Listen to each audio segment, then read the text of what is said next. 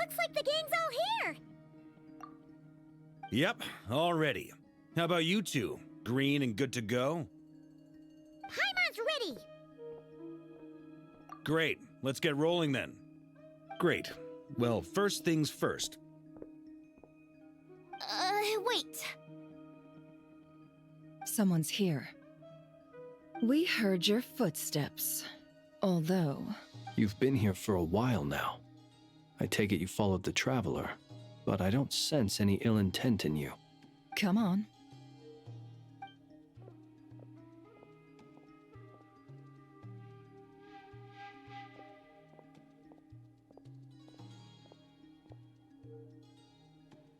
I figured it wouldn't take you long to notice me.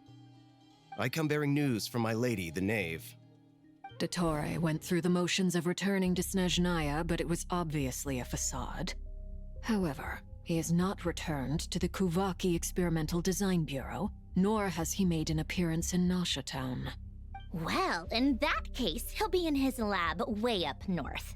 I always wondered why he applied for his own private pad.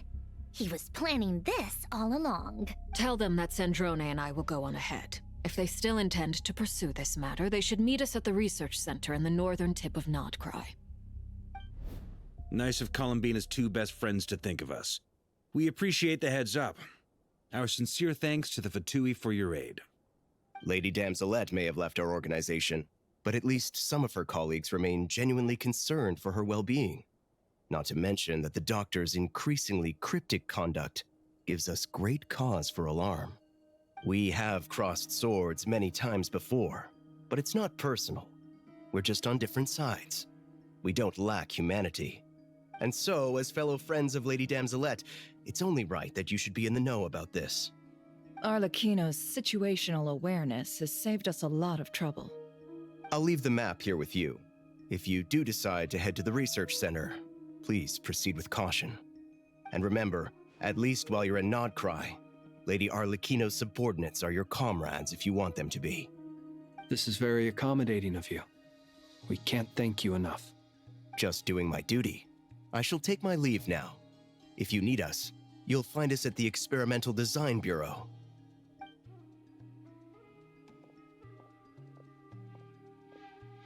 So, the doctors left the Experimental Design Bureau and headed to some research center up north. Marionette seems to think he's been planning this for a long time. But when did it start? Before he even arrived in Nod Krai? It seems his loyalty to the Tsaritsa is lip service at most. Behind the scenes, he may even be working against her.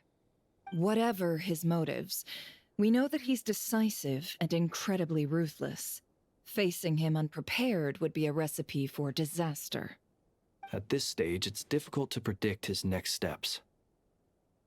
I suggest we split into two groups. We need some people to stay behind and guard Nasha Town. Well, as much as I'd love to help, infiltrating research labs isn't really my area of expertise. But at least take Cool Your Jet's Ducky with you. It should be some help during the battle. And as for Miss Inefa, I suppose you will stay to protect Miss Aino? Detecting operational logic. Protect Aino. Priority. High. Just in case, Servarka, I think it would be best if you stayed behind as well. You can leave the research center to us.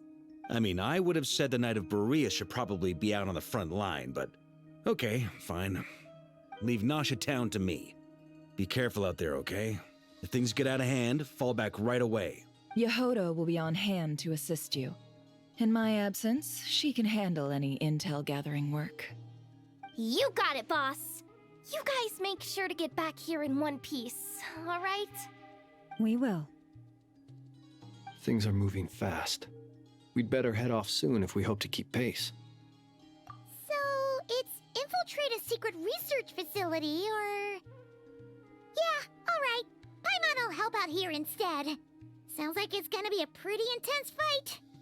We all have to bring our A-game here. So, anything you need to wrap up before we leave?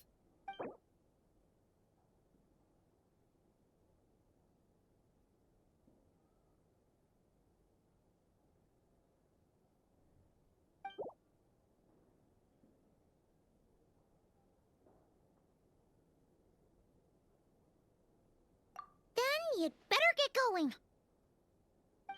Very well.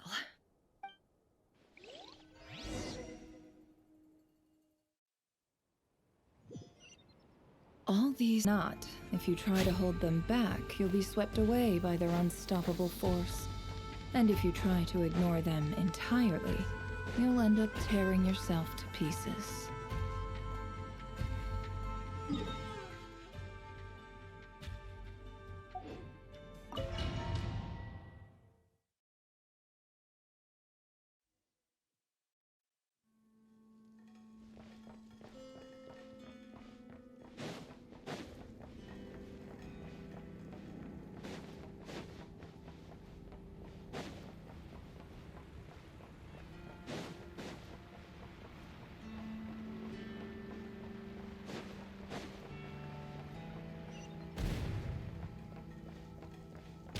That's quite a welcome party.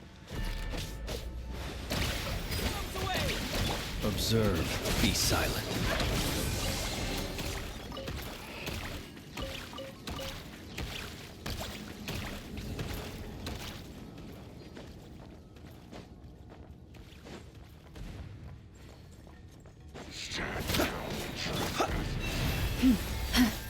No more lies. Beware the creatures of the night.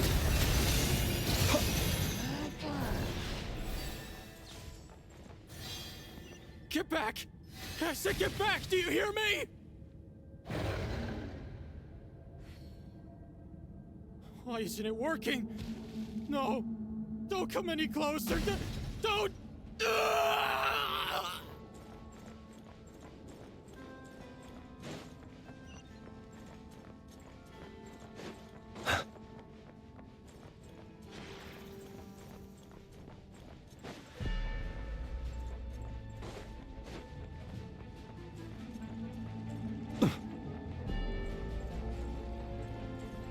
Observe.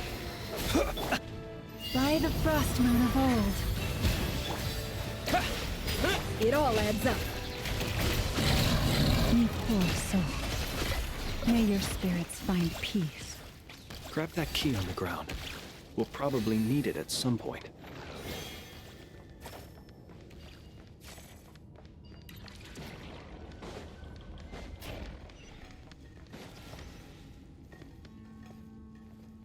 Watch out. Ugh, there's no way through. Let's go around.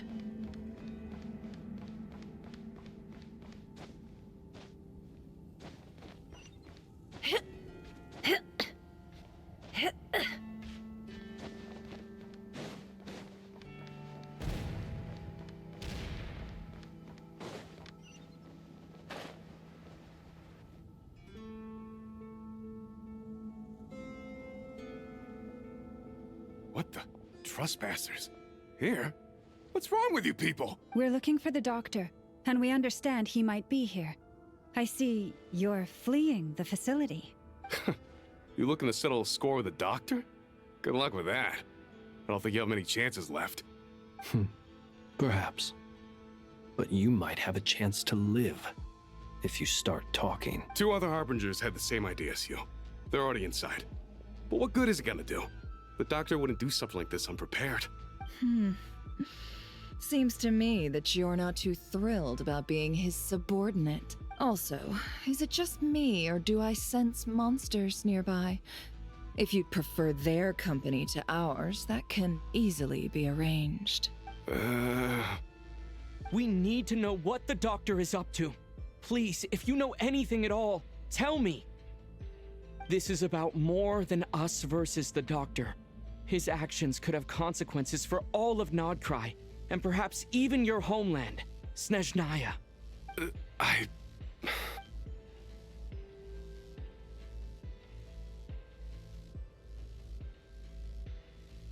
He's building something. Ambitious doesn't even begin to describe it. Feels like this could be the big one. God knows how long he's been planning it. A while back, he told us he'd be returning to Snezhnaya. We weren't expecting him back so soon. This time he brought some gemstones with him, or something. 2 of them. The moon marrow spheres. He stole them from their rightful owner, Columbina. Oh, Lady Damselette? Last I heard, she left the Fatui. Before she went, she told us she'd finished what Her Majesty asked of her, and wished to focus on some personal matters. I remember thinking that leaving us might not be the best choice. I mean, I always looked up to the captain the most, and... Back when this all started, the higher-ups dispatched 3 units to Nod Krai to execute their plan. They were led by the Doctor, Marionette, and the Damselette, respectively. I was a part of the Damselette's unit to begin with. She never really interacted with us much. In fact, she seemed sort of detached from everything. Not because she was distracted, just felt like she was indifferent to the world around her. Like she had no stake in anything that happened. She always seemed like she was staring off into the distance. Almost as if she didn't see anything worth living for in the present, so she had to look further afield. That's right. She always used to stare up at the sky. The Doctor used to stand nearby and watch her. Apparently they got along well at first, but somewhere along the way, she grew wary of him. Started avoiding him as much as possible. After she left, everyone in our unit merged with the Doctor's. He's similarly indifferent to the world, except when it comes to the moons. He seems to have big plans for them. Right now, obtaining the 3 moons is his #1 priority. He even said, if he can only get his hands on 2 of them, he'll create a 3rd one himself. How would he create an artificial moon marrow? Maybe the knowledge he gained from the Hyperborean phantoms has something to do with it. Thank you for cooperating. We appreciate the level of detail. I get the sense that you'd serve under Columbina again if you had the chance. Would that be fair? No, she's no longer a Harbinger. As a member of the Fatui, my loyalty will always belong to the Tsaritsa. I'm only telling you all this because I don't completely trust the Doctor. His actions do not align with the goals that first brought us to Nod Krai. I understand. We'll do everything within our power to stop him. The Knave's unit is based at the Kuvaki Experimental Design Bureau. Maybe you can seek refuge with them. Well, now we know what's going on here. Artificial moon marrow. He's likely well on the way to completing it. Dottore technological capabilities are far more advanced than I thought. I fear this could get ugly. Everyone, prepare yourselves.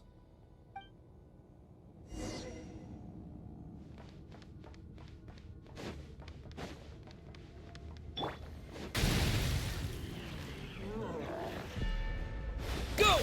Yeah! You poor lost... Can't hide the truth. It all falls into place.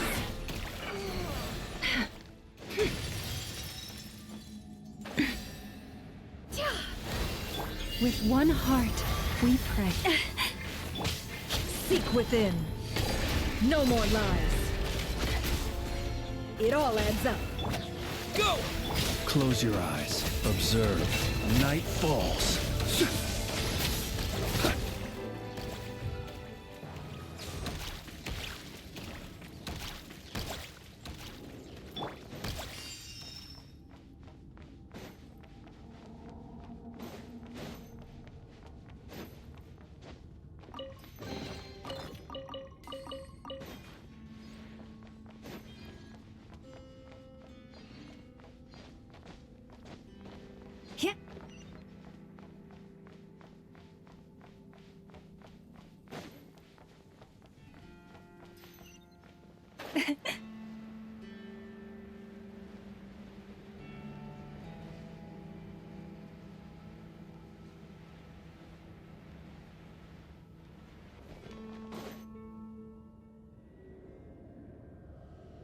Welcome, one and all. I've been expecting you. I hope my humble research facility is to your liking.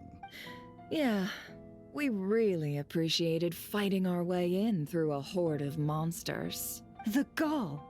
You expect us to believe you've just been patiently waiting for us? Of course I have. Should I be worried about something? Everything seems to be going quite smoothly so far, and you've shown up right on schedule. First Sandrone and Arlecchino, now you. Ah, quite a surfeit of guests I've had today. If you were looking for them, I should probably mention that Arlecchino disappeared as soon as she entered the facility. As for Sandrone, why, she stood right here only moments ago demanding answers from me at the top of her voice. Hardly out of character. She never was one for basic courtesy. But I have to admit, I was a little surprised to see her showing concern for someone besides herself. Does everyone you associate with undergo such a change in temperament? Speaking as a researcher, I have to say, it is not a change for the better. It threatens one's ability to remain objective. Well, since you ask... So you've got your hands on the moon marrow, and now you're claiming godhood. Don't you think that's a bit of a stretch, Dottore? I must protest what you are insinuating with that phrase, claiming godhood. I am not claiming anything. I am stating a fact. You're a researcher. I'm sure you appreciate the distinction between the two. Huh? Wait, you really think you're all that? You'll excuse me if I'm not being a polite little lady for you. We're colleagues. We both know what kind of person you are. By the same token, I knew you'd respond along those lines. You and I both understand that facts speak louder than words. To that end, I've had my people send you a small gift. It should go some way toward helping you understand my present position. What gift? Where have all your troops gone? Who knows? Perhaps they are already marching toward a new world, following in the footsteps of an unknown god. As vulgar and arrogant as you may be, dear Sandrone, I have no intention of taking out my displeasure on your subordinates. They will enjoy equal rights to my own. You sent your people to the Experimental Design Bureau? That's the Tsaritsa's property. Yes, and I am very mindful of Her Majesty's instructions. But you know full well that they do not conflict with my present goals. In which case, all I'm doing is conducting another one of my experiments. Is there a problem with that? Now then, you have a judgment call to make. Am I simply lying to stall you? Or is it possible that every word I am saying is the truth? In which case, your subordinates really are in danger. So now you've turned on fellow Fatui soldiers. You're completely insane. I have set a new rule for myself. Each person gets one chance. Naturally, that includes you, Sandrone. If you wish to leave, I won't stop you. We are colleagues, after all. Scumbag!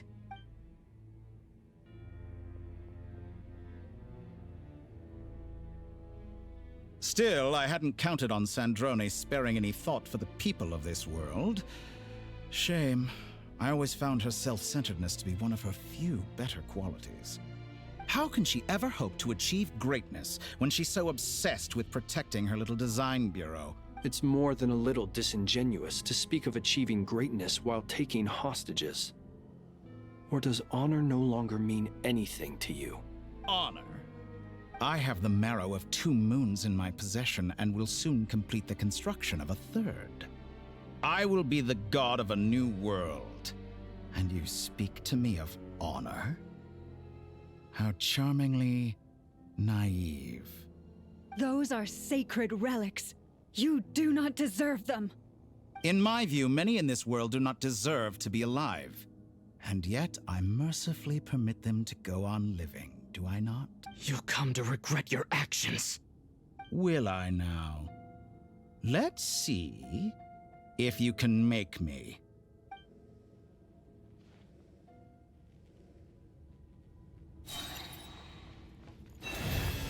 For the everlasting forest. Ha! Bombs away! The mystery Target acquired. unravels. No more lies. It all falls into place. Is that the best you can do? Be silent.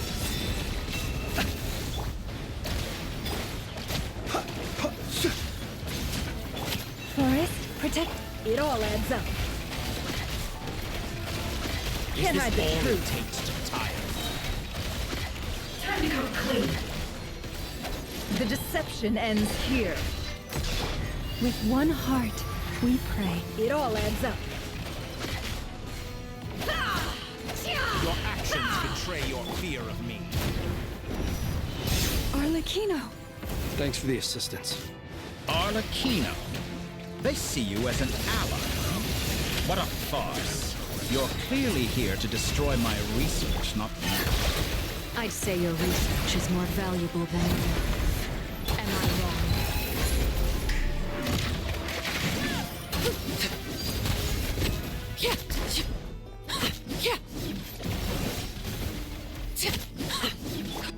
Go! Close your eyes. Leave this place. Wipe out! Shatter like a No more lies. Time to go clean. Seek within. Overruled.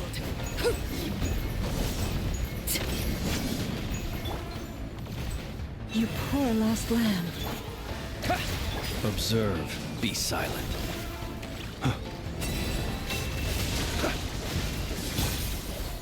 By the frost moon of old. Can't hide the truth.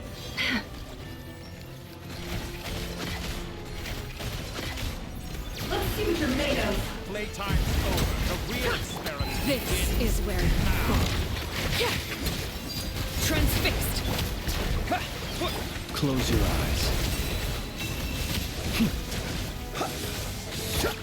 Forest, protect us. Dottore is too powerful with the artificial moon marrow in his arsenal. Fighting him is futile. Quickly.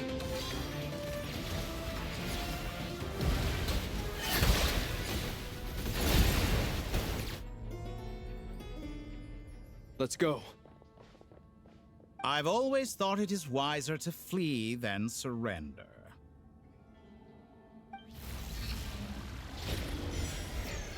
Watch out! What the? Forget about me! You should... Where's the traveler?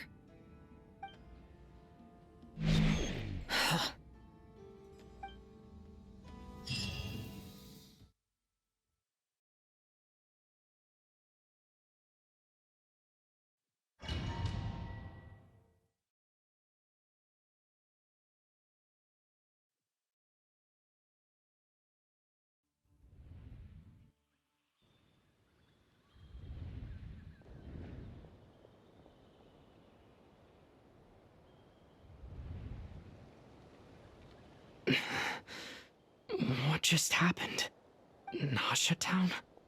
How did I get here? Strange. I remember being trapped by Dottore during the battle. And now all of a sudden, I'm here. Something weird is going on. I guess I'll start by exploring the area. Huh? Traveler? What brings you here at this hour? Huh? What are you in the mood for today? A hot dog? Or something else? We've got some special discounts at the moment. Want to see the menu? Sorry, I'm not hungry right now. Ah. Well, feel free to take a seat for now. Let me know if you change your mind. Everyone seems to be acting normal. Am I just overthinking? Oh, darling, look who it is. One of our regular customers. Get the traveler something to eat, would you, dear? Wait, why is he talking like that? Well, I'd love to, but can't serve a customer unless they order something. Anyway, I take it your business is wrapped up? Yes, thankfully. It was a long trip, and it's left me feeling pretty exhausted. But the upshot is, I won't have to leave again for a good while.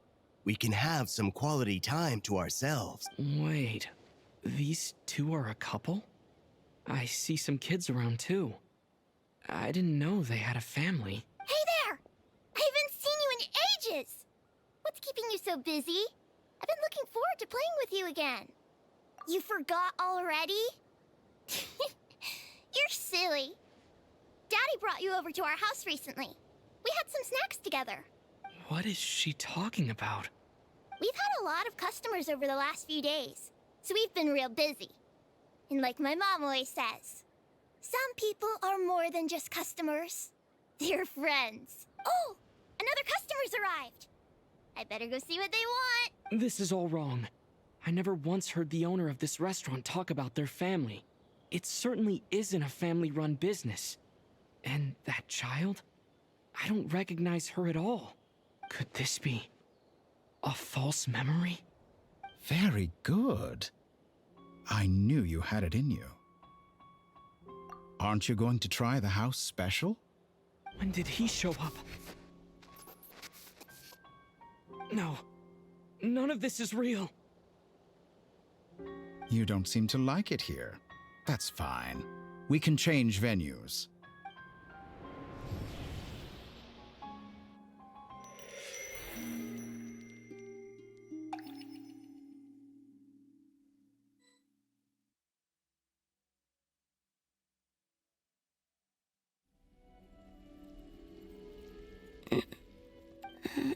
I'm still alive.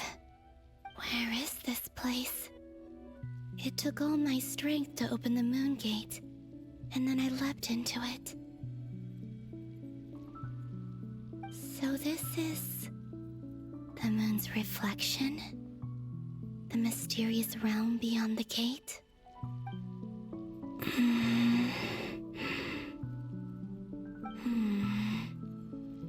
I can't sense anything.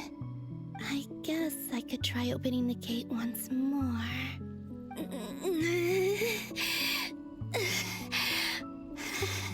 No response. Maybe this space can't be opened from inside. If this was the space that killed both Revier and his lover, then why am I unscathed? Or... no, I'm not unscathed. Even the air here feels frozen in place. There is nothing here with which I can restore my power. I should conserve my strength and proceed with caution. I don't believe Dotori's scheming will stop just because I escaped. If there is any chance that I can get back to the others, any chance at all, I must return.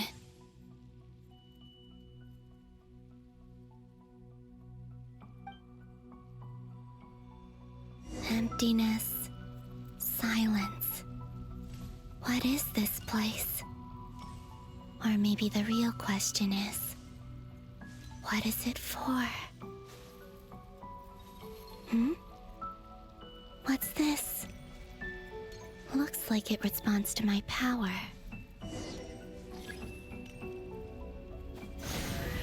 Golden.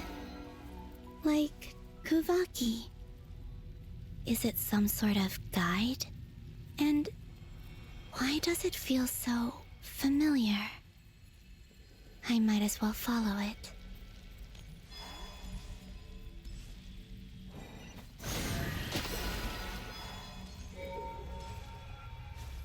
Where does this lead? Could it be the exit?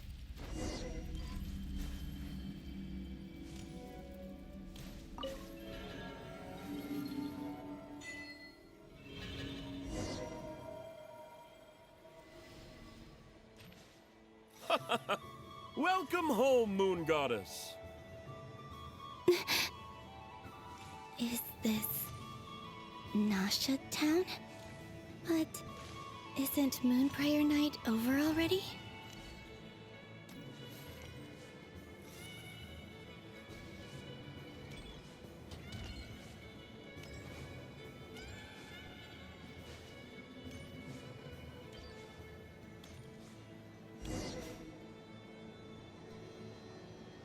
Goodbye for now, Columbina.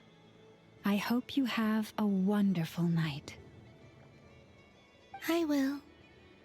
Lama, everyone else, and me? Are these...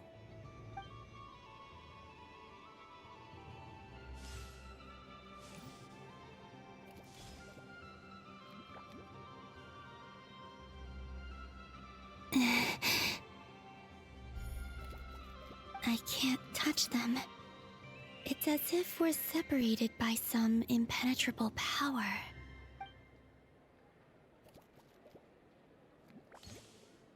Over here! Over here!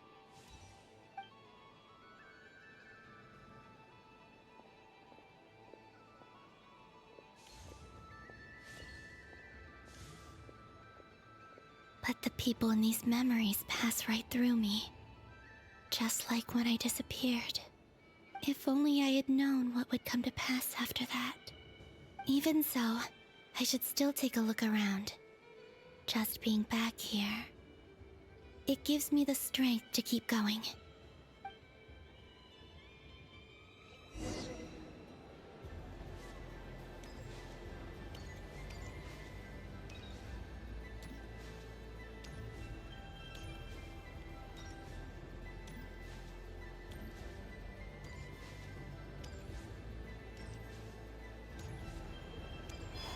Welcome home, Moon Goddess.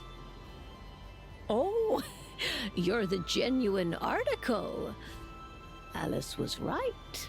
This Moon Prayer Night was worth watching after all. Oh? Yes.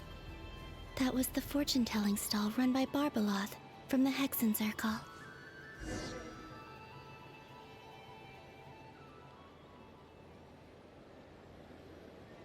Please, draw the first lunar arcana. Ah, this represents destiny and is the foundation for the divination as a whole.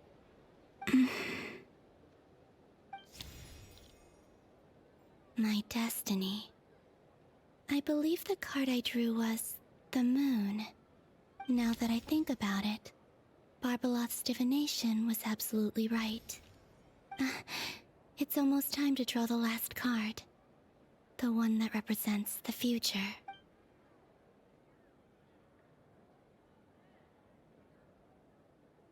That was the card that popped out on its own.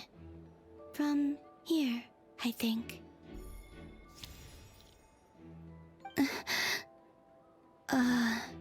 Kuvaki Pulse?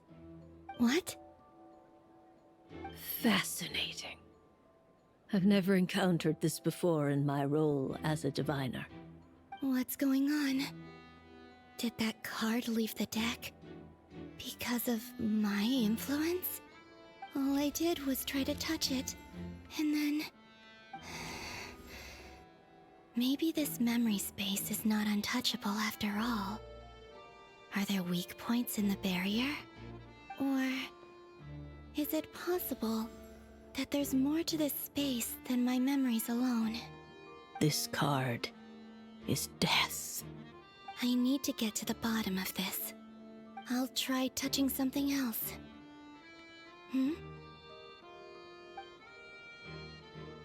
Is this... the wind? No, it's gravity. It's pulling me outwards. No, Traveler!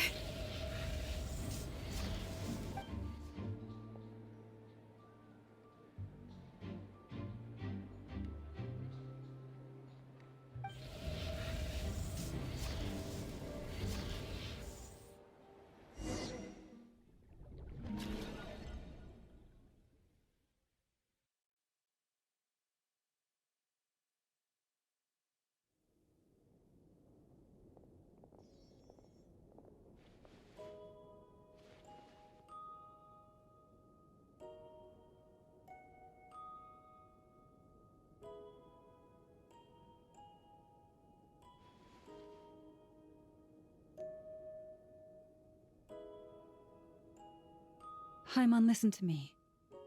From the bottom of our hearts, we are so sorry. We completely understand how you must feel. The Traveler is trapped, and we all feel responsible for it. Don't say that! Paimon's not a little kid! You didn't leave him behind on purpose! There was nothing you could do! But... he's all alone in there! What if something happens to him? What are we gonna do then? We've barely spent any time apart since we met. Is he gonna die? We must find a way to rescue him. We were all involved in the operation where he was captured, and we do not abandon our comrades. That being said, it won't be easy. Through conversation with the others on our return, we've arrived at a basic idea of what we're up against. Dottore's lab has clearly been in operation for a lot longer than we realized. We found many monster samples stored there. In all likelihood, they were materials he used to research his latest technology. We also know that through his contact with the phantoms of Hyperborea, he gained knowledge about the moons and certain Hyperborean technologies. Using this knowledge, he then fashioned an artificial moon marrow to serve as a replacement for the frost moon beyond the sky. Unlike Columbina, Dottore is not being rejected by Teyvat. And even with 2 of the 3 moon marrows, his power far exceeds all of ours combined. Once his 3rd moon marrow is complete, Dottore will have completely seized the authority of the 3 moons. Teyvat's most primordial powers will then be in his grasp. Does that mean... I'm afraid so. No one could have predicted this level of insanity. Not even from Dottore. And unfortunately, his insanity is coupled with an intellect and ambition that not even his peers in the Fatui can match. This is dire. Sounds like the world is done for. The 3 moons' authority can influence the very fabric of time and space. I dare not imagine what a monster like him would do with that kind of power. The trouble's already begun, I'm afraid.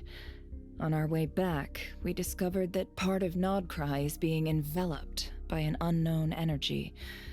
We cannot ascertain what is happening inside. I'm convinced this is Dottore's doing. Not that there's any way to prove it. The issue is, we have no idea what his intentions are. The only thing more frustrating than facing down evil is knowing that it will surely come, but not knowing when. The Doctor is guilty of numerous crimes at Mondstadt as well. One of our knights, well, former knights, his father was murdered by Dottore. His ideology and methodology are a danger to everything in his path, from individuals to entire nations. He does not feel guilt, even when he acts against his own people. He doesn't see them as his own people, that's why. People like him see everyone else as beneath them. Right. He views other people only in terms of how they can benefit him. That's the basis of all his social connections. Granted, he's hardly the only harbinger to pursue their own interests. We all do. And Her Majesty is gracious enough to permit it. Still, her mercy has its limits. Dottore's actions have gone beyond even what the Fatui could have imagined. Usurping divine authority to become a god. For a servant of the Tsaritsa, that goes beyond being disloyal. It's treason of the highest order. We can't expect him to heed the Tsaritsa's will once he gains the 3 moons' authority. Even we harbingers consider him the most self-interested among us. Poor Traveler. Of all the people to get caught by... We have to go save him right now! Please! We gotta find a way! Paimon, I promise you, we are with you all the way. I get how you feel. I do. But it's gonna take more than strong emotions to take down an enemy like Dottore. What we need now is more information. Right. We can't even guarantee he's still at his research center. Before we can think about mounting a rescue operation, we need to confirm the Traveler's location. I'll find a way. Paimon knows, but... She's so scared. If anything happens to the Traveler... He might be the strongest person Paimon knows, but he's still human. He feels pain and bleeds just like anyone else. Then think things through before you stick your neck out. Unless you want to lose your head. Sandrone. Miss Sandrone, you're okay? Put the stuff over there, and be gentle with it.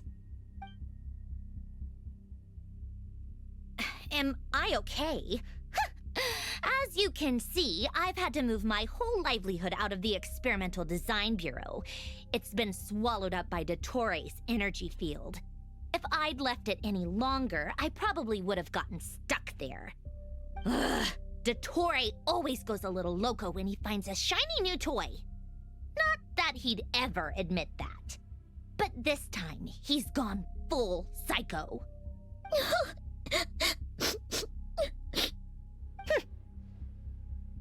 Just go ahead and cry already. Sorry.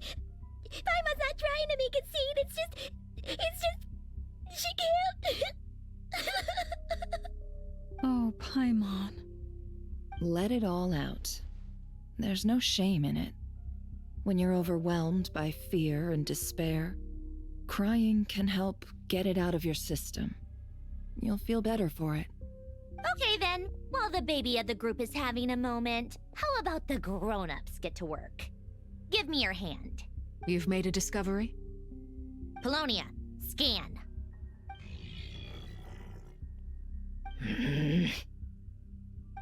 You, hand, now.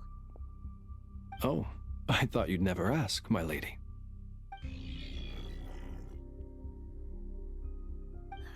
Curses! You're next, then you.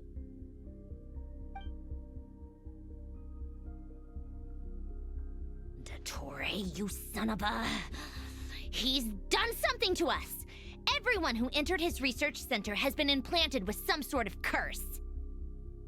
I don't feel anything unusual at the moment. Does that mean it hasn't activated yet? Is there a way to figure out its purpose and what might trigger it? My best guess is Dottore created it using the Moon Goddess's powers. 1 second, analyzing. Ugh! That friggin' maniac! So, what twisted game is he playing this time? The moment I analyzed the energy composition, some encrypted text appeared in my mind's eye.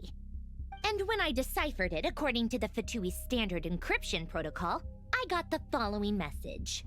Feel free to run, or you will perish in Nod Krai. He's mocking us. Yep, he loves to toy with people. Only in this case, there might be more to it. But I didn't detect any murderous intent or malice either in the message or the curse's energy. As if this is him at his least malicious. Or perhaps all people are cowards in his eyes.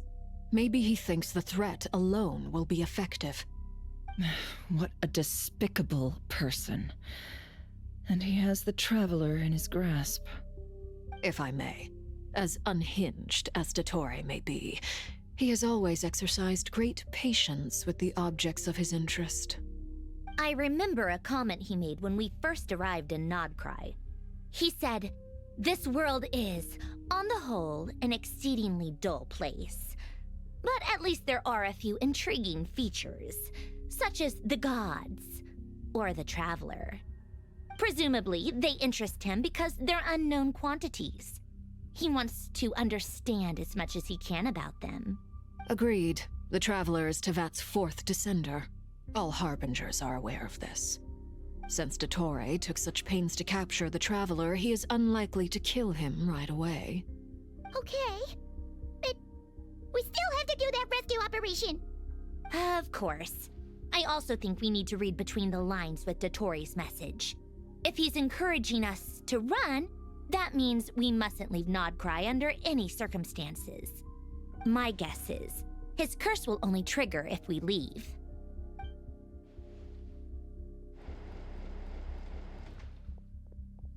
We've discovered multiple energy fields. Albedo is still attempting to analyze their structure. He told me to report back first. Each field is slowly growing, swallowing up more of the surrounding area in the process. And the pace of their expansion has increased since we first examined them. He's probably trying to swallow Nod Krai whole. His nefarious ambition knows no bounds. If this continues, the whole of Tevat will be in trouble, not just Nod Krai. The loss of Columbina could not have come at a worse time. Do we think she's truly gone for good? She entered the space beyond the Moon Gate. knowing what became of Rerir and Thalindus. I'm sorry, but I fear the odds aren't good. Don't be ridiculous. If I know her, she's busy finding a way back as we speak just so she can annoy me. She isn't dead. Whatever has become of her, the fact remains that we are two comrades short on the eve of a decisive battle. We need to find out the Traveler's location. But there is also other work to be done. Agreed. Whatever Dottore planning, we have to get the local populace somewhere safe. So, as well as a rescue mission, we have to organize a mass evacuation at the same time. It would be best if someone could approach leaders of neighboring nations and negotiate emergency asylum for Nod Krai's inhabitants. Can anyone handle that? Snezhnaya is one option. I'll see what I can do. This would be so much easier if the Traveler was here. No! Stop thinking like that, Paimon. Paimon will join you. She's pretty well connected thanks to the Traveler. Maybe it'll come in handy. Either way, that's what the Traveler would do if he was here.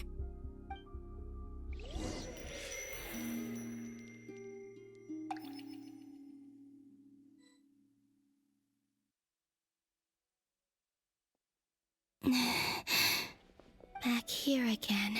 That gravitational force that pulled me back. Is this where it came from?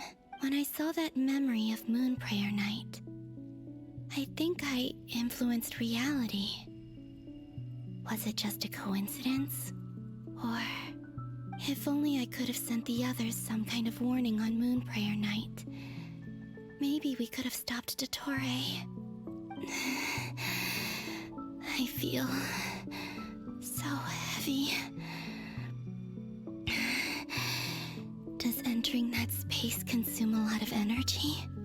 Well, even so, I have to keep moving forward. Back to emptiness and silence again. I should try and find my way back inside that memory.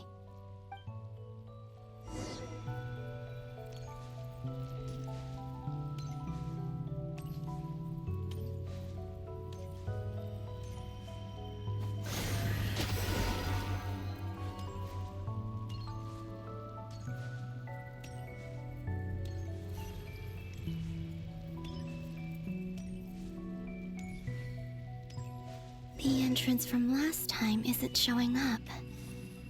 What am I missing? Looks like I need to gather these scattered fragments.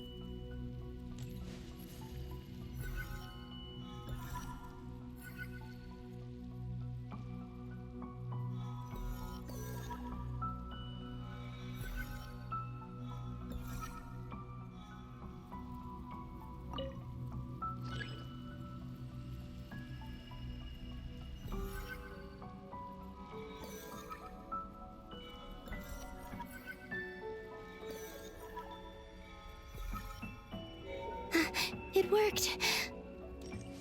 Hopefully I can stay inside for a bit longer this time.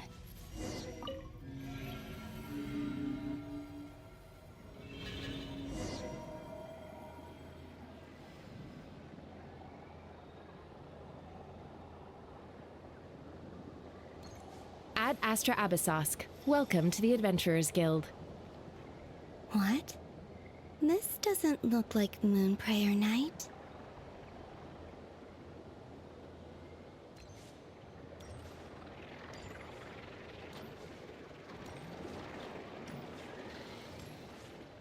Extra, extra! Latest issue of the Nasha Express! I don't think I've ever been here. Maybe this space isn't comprised of my memories after all.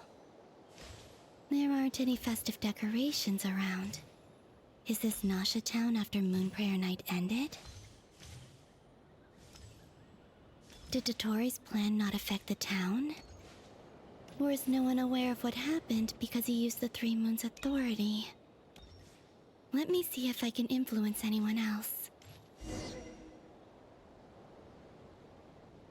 So, what do we do next? Wait, that voice. Paimon? The most important thing right now is to find that mage. Lauma the Traveler and Mr. Varga are here too. I'd better go pay the Fatui a visit. Traveler!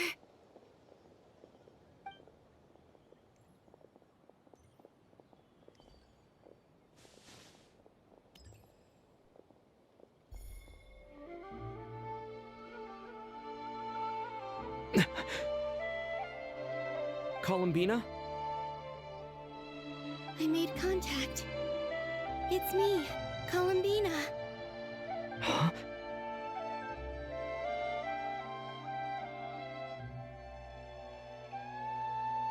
Traveler? Let's go! This is no time to be spacing out!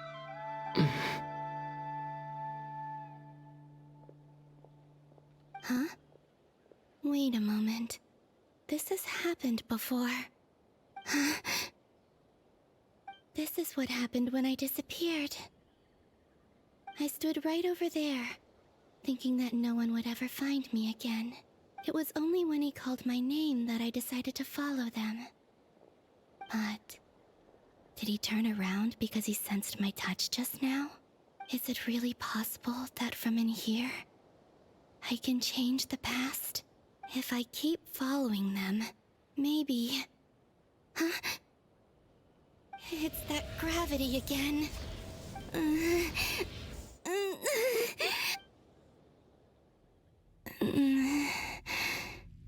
Every time I influence reality within that space, this force intervenes and pulls me back. It's as if it's trying to stop me from leaving.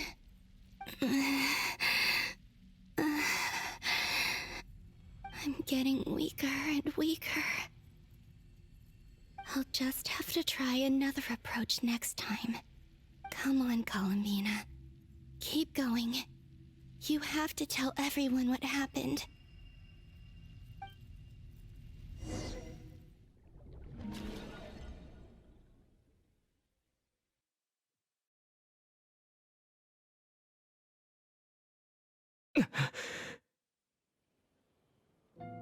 Suddenly, I've been plunged into darkness.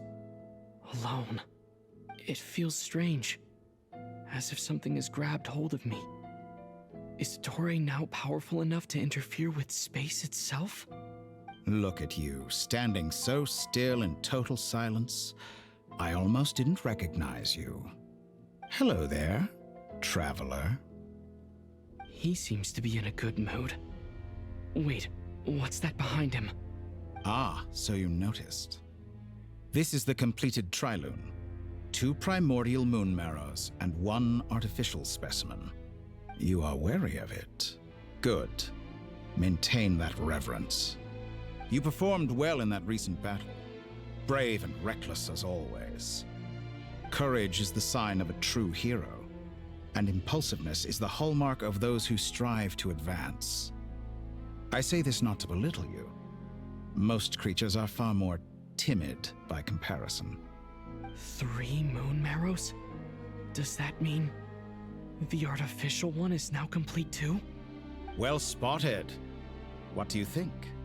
For a replica I built myself, I dare say it looks the part. Dottore, are you planting illusions in my mind? I have no interest in fooling your eyes.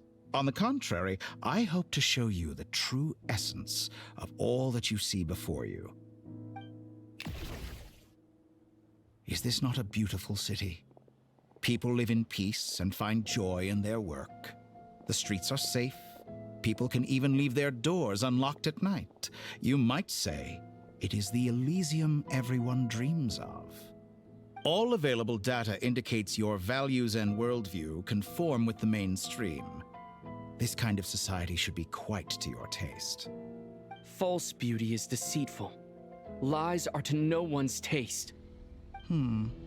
I wonder, is it your moral standards that are too high? Or your expectations of reality? Answer me this. If someone existed in a sweet dream from the moment they were born, a dream in which they never once felt pain, Which do you think they would consider superior? The dream or the reality? That's pure sophistry. It has nothing to do with your actions. As I suspected. You have yet to understand all of this for what it really is. What do you want from me? You sound impatient. Do you think the only reason I'm keeping you is because I want something from you? If it's not, then why haven't you killed me yet? No one can stop you if you're as powerful as a god. I'm delighted you recognize that fact. I believe we last squared off in Sumeru. Ah, the memories. How time flies. You and I have both grown. I'm not surprised that Arlecchino and Sandrone worked with you. You've always a way of slowly but surely ingratiating yourself with all levels of society. People laud you as a hero, but I suspect there's more to it than that. Oh, but to be clear, I don't say that to flatter you. Do you always give your opponent an appraisal before you deal the final blow? Call it a long-time habit. I'm a researcher, and one of my duties is to give an objective assessment of my subjects. But you misunderstand. We are not opponents. Not at this moment. I just want to talk. Think back to Tartaglia, Arlecchino, Capitano, Columbina, and now even Sandrone.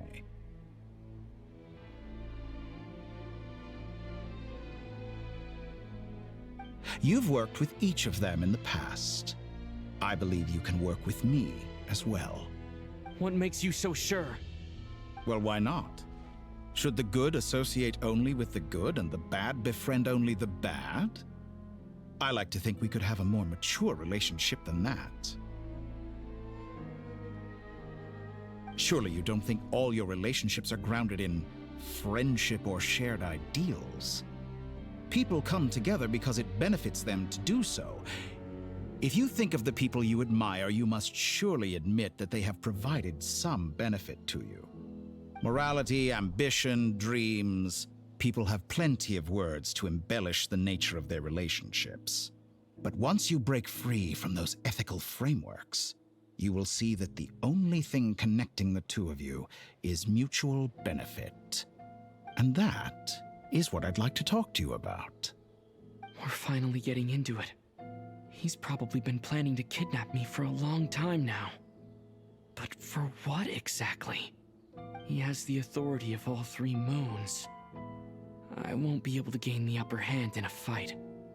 Best if I pretend that I'm willing to negotiate for now. You say you're a god, but you also speak of mutual benefit. What could a god want that the three moons cannot provide?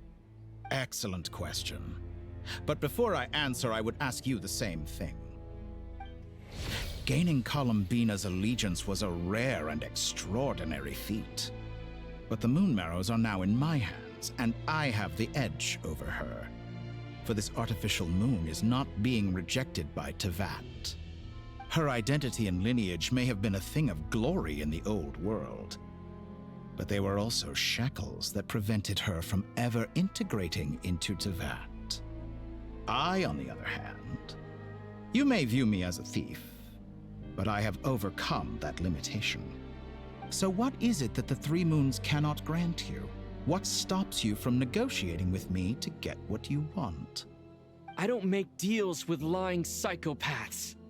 That's quite an accusation. Are you expecting me to get angry with you? Well, this is one aspect in which my personal growth has served me well. In the past, my less mature self might have been disappointed, perhaps even angry, over a small setback like this. Like when you and Lesser Lord Kusanali joined forces to oppose me, for example. But things are different now. Just as the rich do not quibble with the poor, I no longer find myself perturbed by these trivial affairs. Human relationships end with conflicts of emotions and interests. But relations between humans and gods are different.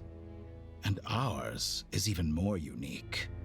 I have ascended to the highest heights and laid claim to unprecedented horizons. And you were no ordinary person to begin with.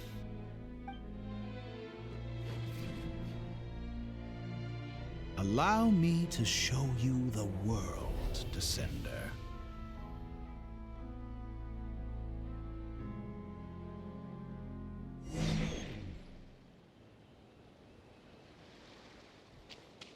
To stand, walk, jump, sit, and lie down. These are the most common of behaviors. Have you ever wondered why we were born following such laws? Who stipulated that we could not fly instead of walk?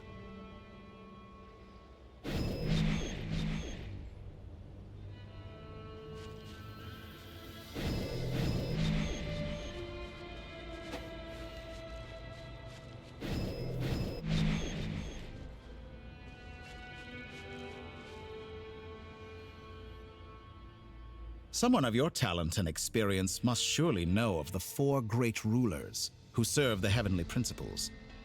They govern life, death, time, and space. One wounded by a blade will die from blood loss or infection, and one who falls into a lake will drown in agony. The elderly wallow in solitude, and the solitary age faster.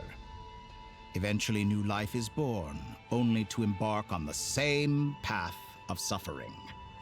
These 4 divisions anchor the world and shackle those who live in it. But they themselves transcend its boundaries, squandering the power bestowed by the heavens. All who live yearn for equality, but unless the gods prostrate themselves and profess that they are mere servants of the living, equality can never exist. Who makes the rules we must live by? Who has the right to restrict us? The limits of the body can be rejected.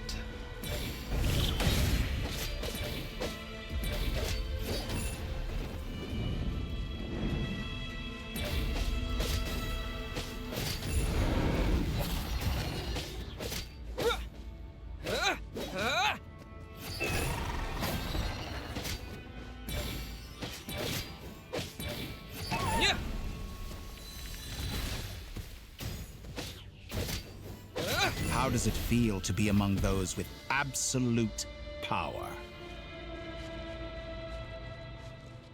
You cannot conceive the extent to which your flesh hinders your mind and spirit.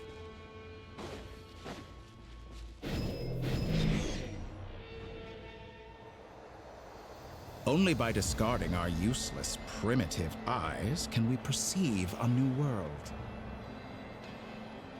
How narrow-minded we all were in the past.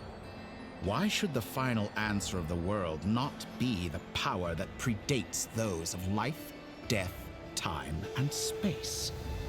The power of the Trilune. Through it, I have glimpsed new experimental possibilities. Nature suppressed, authority exiled, souls controlled.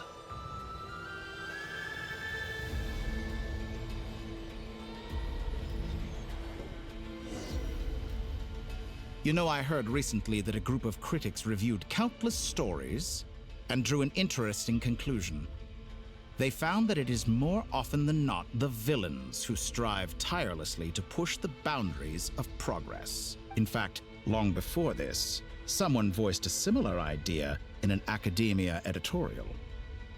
I felt a great affinity with this perspective. I have never been afraid to step up and play the role of the villain. Fanatics are trampled down for their transgressions, and those who transcend are rebuked for their audacity. And so, the majority of creatures are too timid to follow my lead. But all sacrifices made during my experiments have been worthwhile, as you can now see. I can offer you something new, something unique, precisely because I am a villain. Think about it. We are eternally bound through mutual interest. Can you truly say you would never turn to malice if it could give you the life you dream of? After all, What value do perfection and purity really have? They are fragile and feeble things, utterly tedious. I say, better to be governed by a flawed humanity than a gnosis. The true seeker of knowledge is the villain who undergoes countless tribulations in pursuit of their goal. I'm sure many people have told you that you're different. Because I'm a descender? Exactly. Very clever. But what has that got to do with you? I do not conceal my wicked deeds, my selfish desires, or my greed. A true researcher must act as I do if they are to understand and speak of the truth. And yet, a knowledge seeker like myself will inevitably grow tired of studying Tevat beyond a point. You have traveled to all corners of the world and met many people. Along the way, there have been moments when you were misunderstood or even became a wanted criminal. And all the while, you have spent your days doing some of the most mundane jobs in the world. You fight and toil, claim minuscule rewards from my friend Pantalone, then you fight some more, winning some battles and losing others as your search goes on. And this cycle continues, with no end in sight. Surely you must sometimes grow weary of being stuck in this same loop day after day. We're completely different. I embrace everything that life throws at me. I am engaged in every step of my journey. How does that make us different? I too embrace what life brings, researching everything that interests me. Think of all the novel things I've managed to create, like the artificial moon marrow. Don't you see? As unique a specimen as she was, even Columbina is not irreplaceable. Take that back. She's gone because of your actions. I didn't say that to anger you. Though admittedly, I don't see what there is to be angry about. Anything Columbina could do for you, I can do better. I know what your ultimate goal is. You wish to walk the path your sister walked, and seek answers from her at the end of that journey, don't you? Someone like you could never understand what it feels like to care about another person the way I care about her. Perhaps not. But that doesn't mean I can't help. I could find your sister right now, bring her before you, and make her give you the answers you seek. Don't be so presumptuous. You'll never begin to understand the situation between us. Oh, no. This is no presumption. I'm only offering what I know is possible with the power of the Trilune. But it seems like you would sooner continue with your journey through this world. Why? Do you truly desire this journey? Or is it simply a necessary process from which you cannot escape? Think of all the time and energy you have spent, everything you've had to endure just to make it this far. Is this really what you want? Or has your hand been forced by the promise of that final answer? Yes, you have made many friends. But do they ever spare a thought for the void in your heart and what it yearns for? What you want is not friends. It is family. But do they know this? I, on the other hand, am far more considerate. Join my experiment, and in return, I will bring your meaningless journey and all its struggles to an end. This is a malicious attempt to manipulate me. But at the same time, he's stating some very human truths. Of course he's right about my predicament. How can I deny it? I have faced ungrateful strangers, never-ending troubles, an endless quest for answers. I want to see her. After everything I've been through, words can't describe how much I miss her. How much I want to be reunited with her, wherever you are right now. Do you miss me too?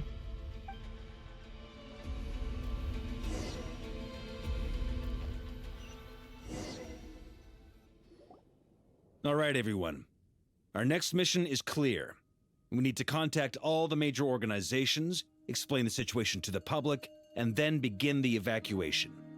The residents of Nod Krai are quite dispersed. The two most populated areas are the Southern Isles and Pyramida. Miss Lauma, I will leave Hisi Island and Nasha Town in your hands. I will liaise with the Fatui and Pyramida. Agreed. We will reach out to Natlan and Snezhnaya. Anyone found north of the Experimental Design Bureau should follow the Fatui to Snezhnaya. As for those dwelling south of that line, I will ask the Voynich Guild to help persuade them to leave. Then I, Mr. Varka, and the Frost Moon Scions will escort them to Natlan. The Voynich Guild has dealings with the Curatorium of Secrets. I will send them a letter vouching for your credibility. Yehoda, you should help Lauma. This is too big of a task for one person. My wish has come true. You're willingly lending me your most capable employee for the day. Well, good for you if all this only takes a day.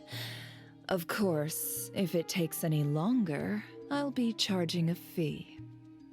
Boss, wait! Don't I get a say in this? Oh, I'm sorry.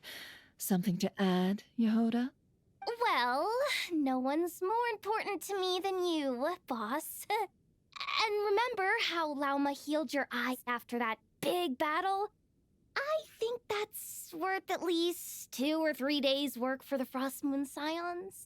Are you completely incapable of acting in your own self-interest? Or do you simply devalue your own labor? Are you sure you don't want to come with us? Who will see to our other work if we're all busy evacuating residents? Sandrone insists that Columbina is still alive, and we have a traveler to rescue. There's much to be done. But boss... Well, Nefer, I'll link up with you once my tasks are complete. What makes you think I'd need you to do that? I'll need it. And considering the way you approach certain matters, I think you'll be better off with me. That's quite enough. Just focus on your work first. I bet we're in for an uphill battle here. But we can help out too. Inefa and I are gonna help Nasha Town's residents carry their stuff. Loading schedule. Store essential local research data and technology samples, then escort the people to Natlan. Understood. I will execute this to the best of my abilities. Great stuff. Thank you, ladies.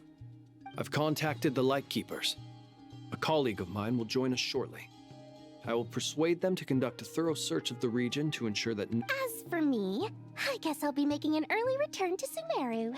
I think it's important that someone informs the Dendro Archon of what's going on in Nod Krai. Roger that. Someone should inform Mondstadt, too. Mr. Duran, can I trust you to handle that? I think you fly faster than any of us can run. As an added incentive, get there fast enough and I'll see about getting your gliding exam waived. Really? Ha! Mission accepted, sir. I intend to stay behind and help Miss Sandrone with her research. She has some alchemy-related questions that she'd like me to explore. She recognizes your expertise, then. I wish you a fruitful collaboration.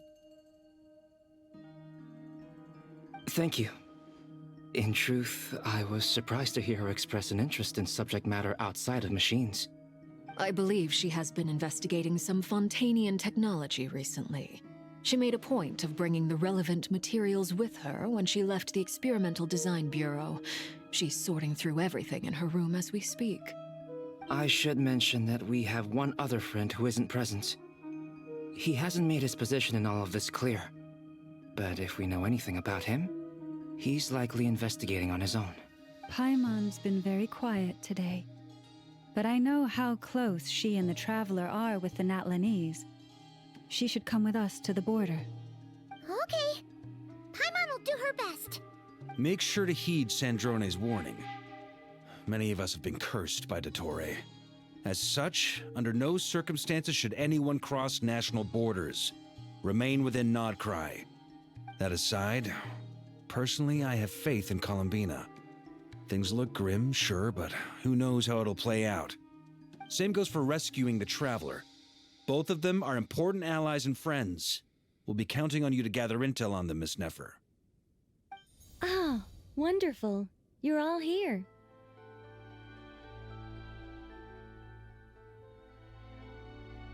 That voice voice again. Nicole?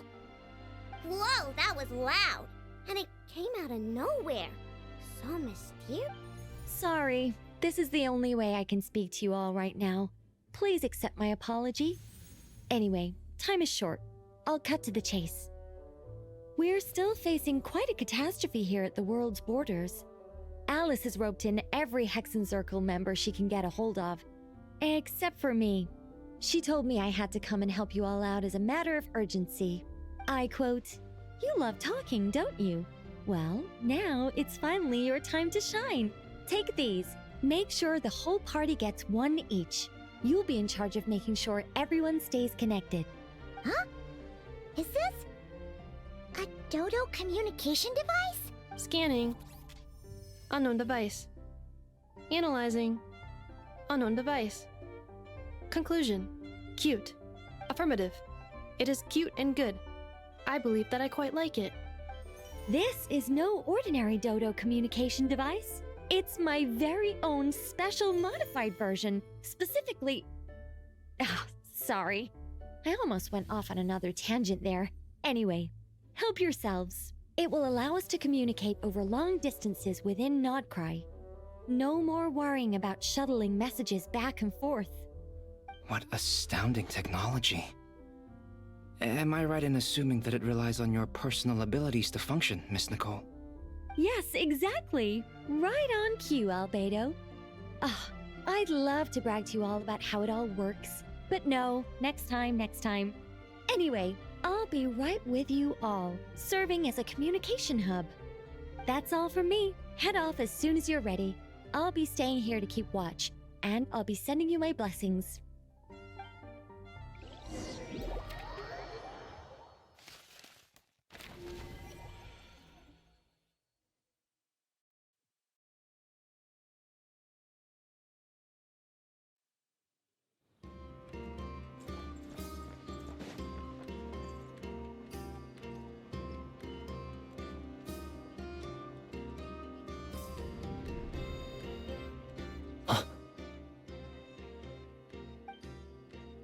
Sir Flint.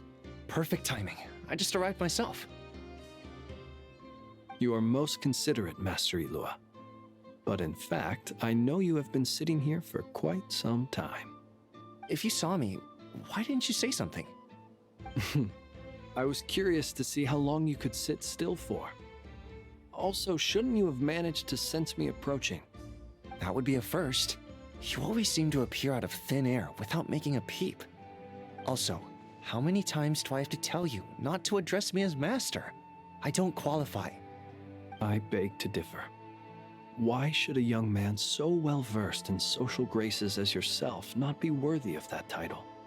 Please, Lord Flint's... Sir Flint's.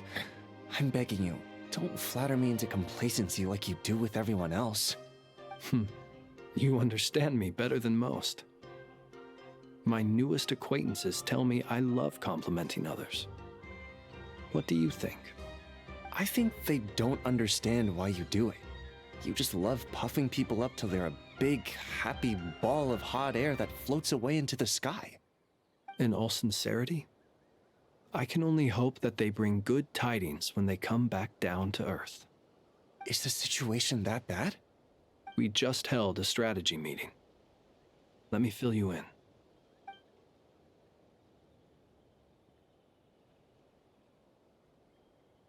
In short, we need everyone gone from Pyramida. We also need a team of Lightkeepers to scour the more remote regions of Nod Krai for civilians to evacuate. I only hope we have enough personnel. We do. Old Man Nikita will definitely help, and we can recall anyone out on patrol to focus on this instead. Good. I'm sure you and the others will make short work of this. Now, don't forget, once you've completed this task, make sure you and the rest of the team evacuate to either Snezhnaya or Natlan as well. Flint? If you've got something to say, Master Ilua, why not guess what I'm thinking right now? You mentioned that you have something else to deal with later. How difficult is it going to be? I doubt it will be easy. I know you're a Lightkeeper, and it's your duty to protect others in times of crisis. but I have a feeling that you'll be walking into grave danger. However bad things have gotten in the past, Nod Krai has never faced a mass evacuation before. But from the sounds of it, you don't intend to come with us. I don't mean to pry, and it's probably none of my business. But whatever it is you're intending, you don't have to go through with it, you know. I've been afflicted with some sort of curse, and I'm told it may well trigger if I set foot outside of Nod Krai. As such, I cannot leave. I have to act, if for no other reason than to fight this curse. What? No. Why? Why would anyone want to curse you? There are plenty of people out there willing to trample over others in pursuit of their own goals. Frankly, Sir Flint, I am furious. You're making light of what is an incredibly serious situation. Indeed I am. And? And what? I told you, I'm furious about this. Nothing I can do about it, I'm afraid. Things happen, and we just have to deal with them. If you find yourself feeling angry, perhaps start by drinking a big glass of water. Hey, you mean you're completely unmoved by my anger? I'm devastated. Then allow me to express my sincerest regret. Come by the lighthouse sometime. We'll catch ourselves a few fish, have a little barbecue, play some cards, and bask in the sun. Maybe I need to spell this out. Lean in a little, Flint. Oh my, this doesn't bode well. Word is that you were caught up in a real horror show recently. People were amazed that you returned safe and sound. They've been debating whether you're even human. I've returned safe and sound from plenty of crises. When you say people, do you mean other people? Or do you just mean you? Fine. I'll be frank. You're not human, are you?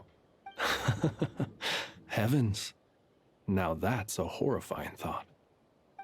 You know what? Forget it. We'll revisit this once it's all over. A sound plan. Albeit a little ominous sounding. Just promise me you'll come back in one piece, all right? For you, Master Ilua. How could I refuse? Also, please pass my regards on to our colleagues. Tell them, thank you all for your assistance. Please put safety first as you proceed with the operation.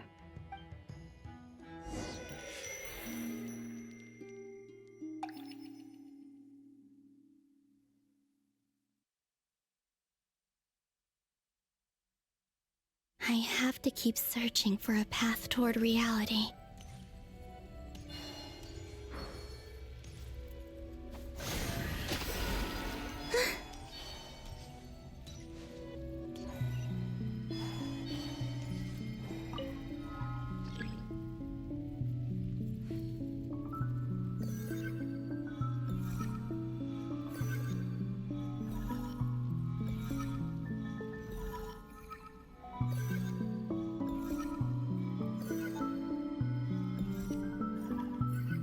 This should do it. The last 2 times I tried to influence reality in this space, it consumed a lot of Kuvaki. I'll try and be more careful this time. I need to leave key clues behind using less power. I hope everyone still remembers what I said on Moon Prayer Night.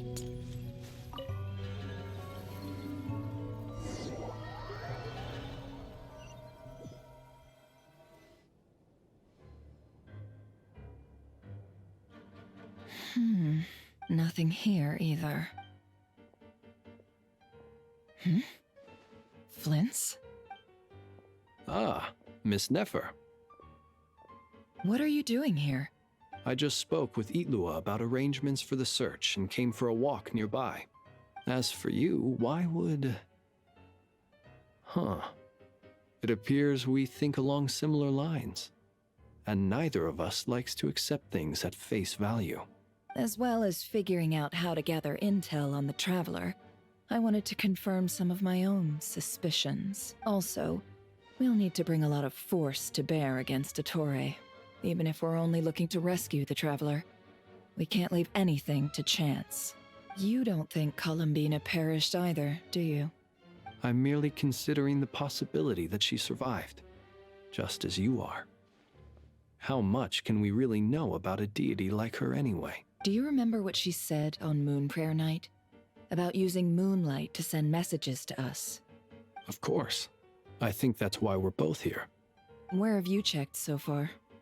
I've been focusing on the outdoors. Anywhere the moonlight shines. I checked most of Nasha Town, but didn't find anything. I checked the Curatorium of Secrets, and a few rooms where I thought I might find some leads. But no luck here either. The only places I haven't looked yet are the rooms in the flagship. But process of elimination isn't the only thing that brought me here. Oh, really? What's your other reason? After all that build-up, our mystery ally never showed up even once.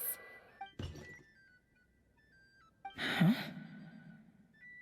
Am I imagining things?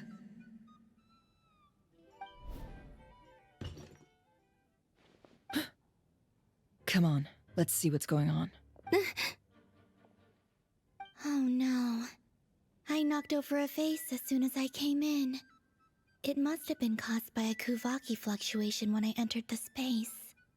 Although, it seems like I'm not about to be pulled away this time. It looks like as long as I'm careful with my actions, it doesn't count as influencing reality. Anyway, is this the flagship? The Traveler mentioned that's where he was staying. I only went into the lobby last time, so I've never actually been here before. How does this space work, if nothing else? I can now be sure that it is not simply memory. He mentioned where his room was. I think it's this one.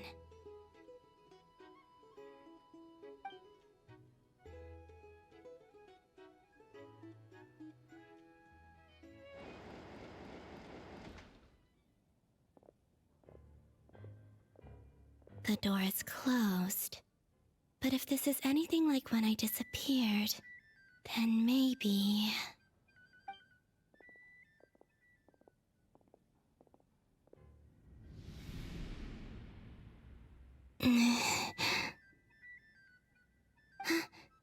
I'm in.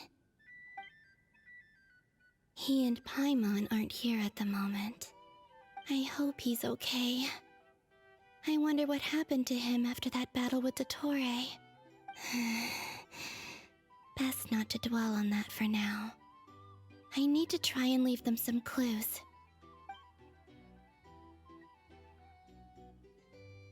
Please, Traveler. I really hope you find this.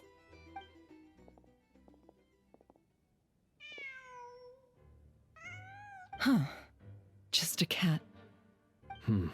Nothing else here strikes me as noteworthy. Didn't you stay here for a couple of nights once? Before Rarir showed himself, yes. It's also where the Traveler and I first met. Did you notice anything unusual during your stay? I remember thinking how much noisier the flagship is at night compared to the graveyard. Other than that, no. The Traveler and Paimon were most congenial neighbors. This is where they've been staying, yes? Over here? That's right. I wouldn't usually condone breaking and entering, but we can make it up to them later. Focus now. I have to write a message on the wall using Kuvaki, just like I said on Moon Prayer Night. Simply open your windows on nights when the moon shines bright, and the moonlight will naturally flow towards the words I have written. Here goes. I'll need to carefully control my strength.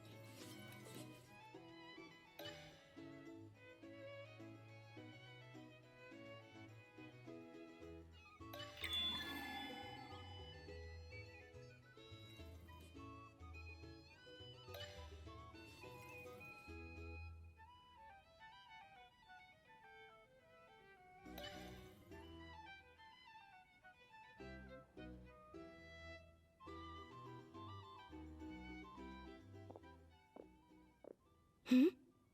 There's a noise outside the door. Is he back? Please, you have to see these words.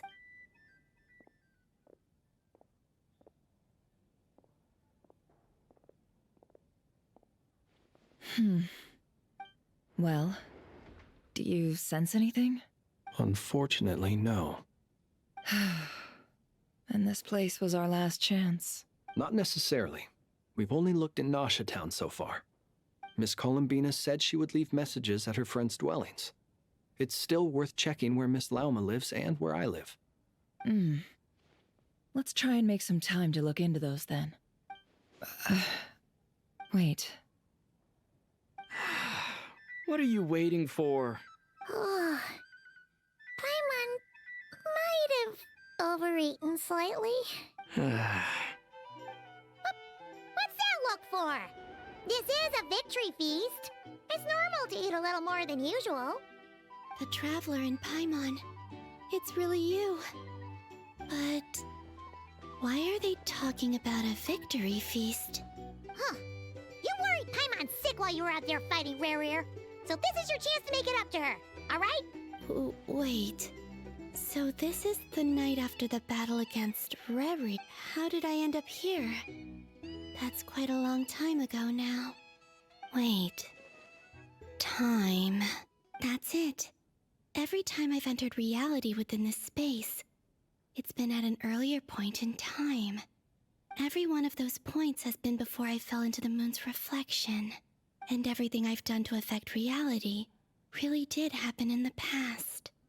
Does this mean that within the moon's reflection, time flows backwards? Starting from the moment I fell in? Not long till Moon Prayer Night now. It's gonna be even livelier than tonight. Although, it's gonna be sad saying goodbye to the damselette. She seems like a really nice person. Paimon. No, I can't. Even if I make contact, they probably won't understand what's going on. And in any case, I'll likely get pulled away again if I do. Instead, I have to find a way to get them to notice what I've written using the moonlight. Wait. Even I hadn't thought of doing that before Moon Prayer Night. They'd never conceive of that possibility. Is there truly no other way? Don't lose heart. We'll find a way somehow. Huh?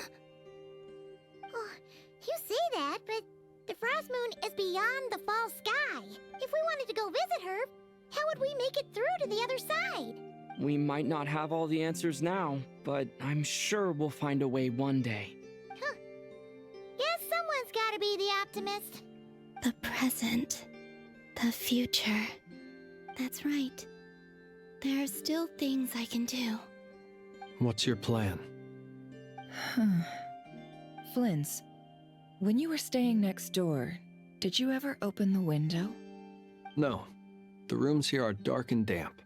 And there's such a buildup of dust on the windows that the moonlight can't even get in. I didn't think it was worth the trouble. The moonlight? I think I see where you're going. One moment. I'll see if the owner is available. Don't bother. Time is of the essence.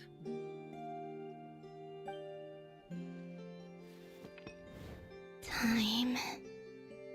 Even if no one sees what I've written at this moment, maybe someone will remember what I said after Moon Prayer Night. I need to write down as much information as I can. And maybe one day... Huh? What's up with you? You can't even hold your cup steady. Are you getting tired? A little. Well, you should probably hit the hay then. You've had a really tough couple of days for you.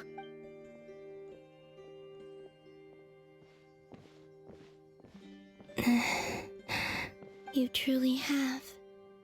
You helped defeat Rarier, helped me reclaim my name, and you helped the others organize Moon Prayer Night. Wherever you are right now, I'm sure you're still fighting against the injustices of fate. This is all I can leave for them. How I wish I could stay here. But it's time for me to go. I hope to see you again in the next time, and if the opportunity presents itself. I will surely return to your side. Huh. Columbina. She's alive. Not only that, but she's left us an entire wall's worth of clues. She even wrote down what would happen on Moon Prayer Night. It's just a shame we found it too late. I am here. Time in this place flows backwards. I am constantly moving forward. It sounds like she's found a way to influence the past using Kuvaki. But her future is our past.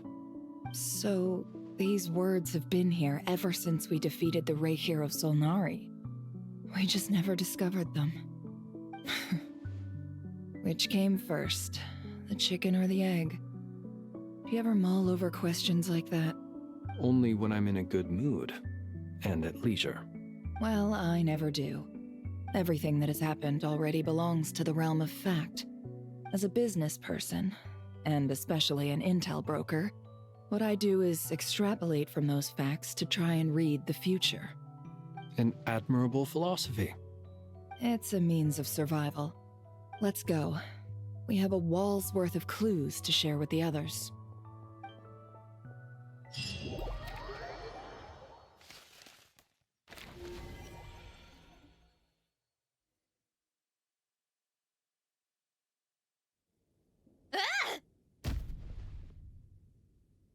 It appears that the doctor's energy signature has changed to something similar to Kuvaki.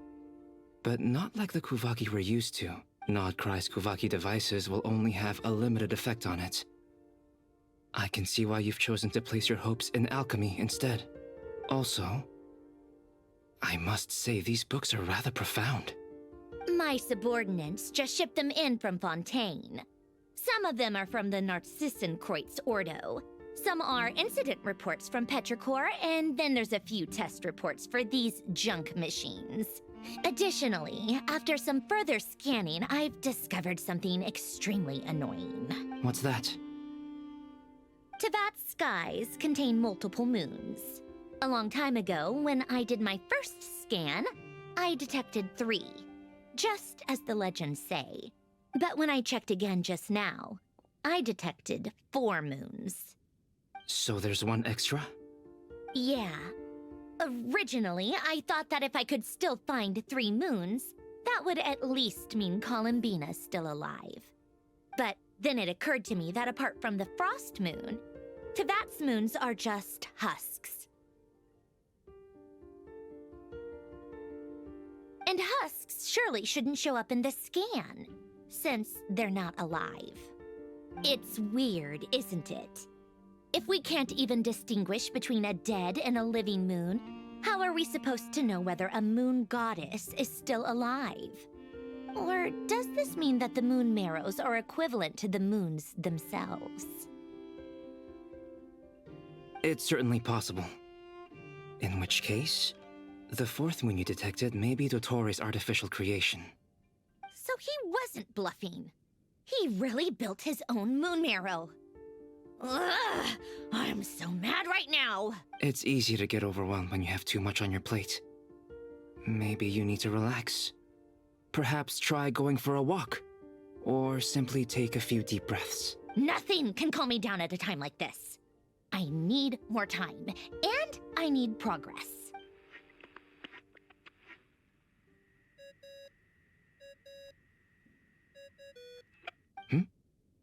It's Mr. Flynn's. I really hate that ringing tone. Ugh. First the 4 orthants of the Narcissenkreuz, then moon marrows. Now what? Oh, sorry if we're disturbing you. Might I ask what's troubling you? What do you want? We're busy. Are you still at the Curatorium of Secrets? Yeah. Look, everyone else is still out, so there's no hurry. Plus, I'm busy, so I would appreciate if you gave me some space. Even though we have crucial intel to share? Fine, I'm listening. Do you intend to share it via the Dodo communication device? Ordinarily, I would, but this is a unique situation. I think it's best that we discuss it in person. See you at the curatorium.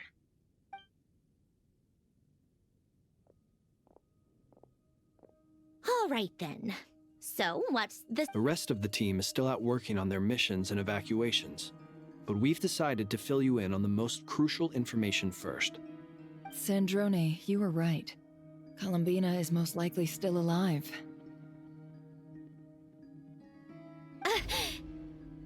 That's the best news we've received in a while, by a long way.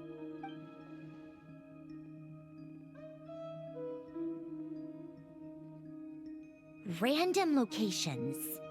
Appearing in reverse order? Are you serious? So not dying isn't enough for the moon goddess, huh? She has to show off too. Anyway, does this mean we can deduce her condition from the moon marrows? Miss Sandrone, there's nothing wrong with simply admitting that you're happy to hear the good news. I'm not. And she's the least of our problems. We're facing a huge crisis. If she can't control the flow of time in there, she's just gonna keep moving backwards. Different points in time won't intersect, and she'll never find a way out. Let's say life begins with a drop of water. When did time begin? The moment this planet came into being? No, that's not right. Her final destination would be the moment at which the space she is in was created. But it doesn't seem like we can influence that space from the outside world. So how can we help her? Also, if she's alive, Rerir and Thalindis might be too. But as far as we know, neither of them have come back out. That space may not have an exit at all. I'm afraid I must concur with Miss Nefer in this. Can't exactly argue with that. Let's leave it there for now. I've taken notes on everything you said. Will it help with your research? I doubt it's gonna help with breaking Dotori's energy fields. But who knows when it might come in handy. Better to have it all written down than try to remember everything when I need it.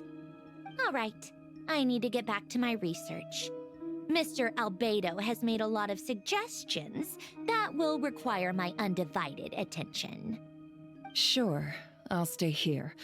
I have things to work on.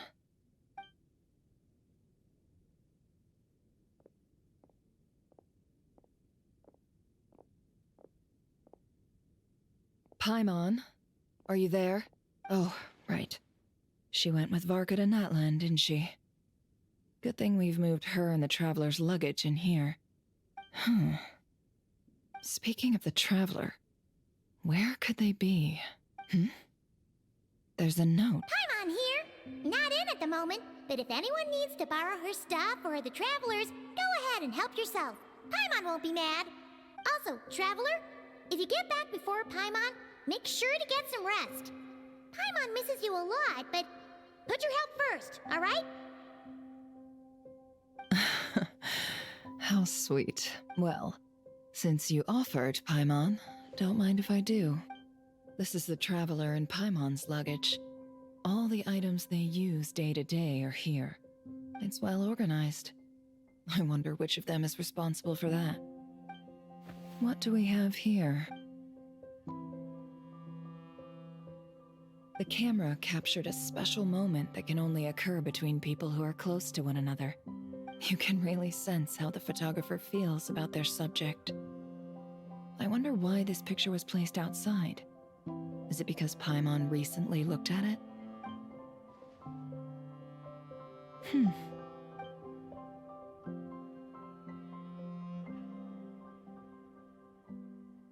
This must belong to the Traveler. Perfect. I'll use that. Hang in there. We'll find you.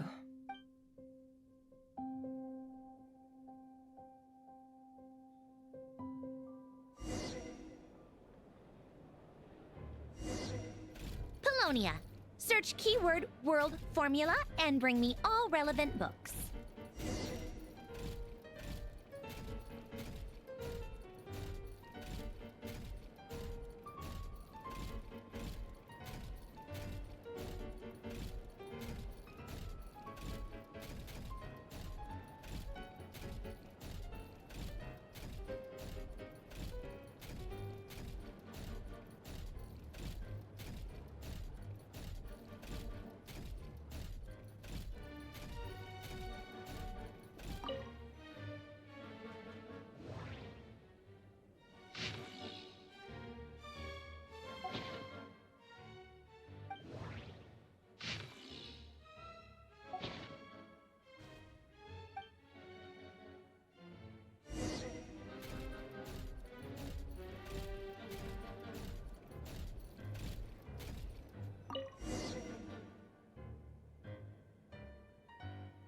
Let's see. This one is Ontonki's sermon dictation concerning the apocalypse. I believe that the correct term for this is Fortuna. This was an ancient Remorian technology, a wisdom unparalleled. I never imagined that Remorian ideas would be so similar to the diagram I have named, the world formula. This is strong evidence that human civilization should gradually shed possibilities as it continues to explore and evolve. The end of humankind may well be upon us right now. The sparks of civilization shall run out, unless we consider introducing variables from outside the system. Variables? Surely that can only mean one thing. Descenders? Dottore likely captured the Traveler because of his descender status. But the Three Moons' authority comes from the world itself. Why would Dottore need anything beyond that?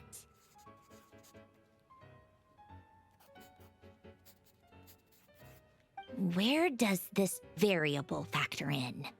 The world formula calculates the fate of an entire world. Introducing a variable would therefore give us...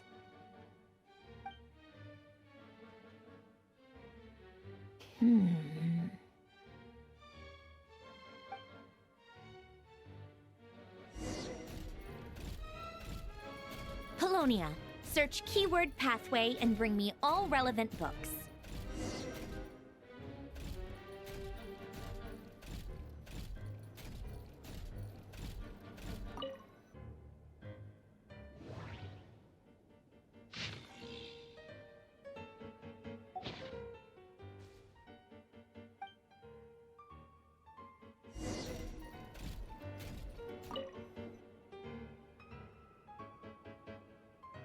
Otonki Sermon Dictation. Explications on the Chemical Marriage. These titles are pretty esoteric. Observe and compute the pathway displayed in the guidance diagram. Deconstructing and reversing its effects could generate potential ideas.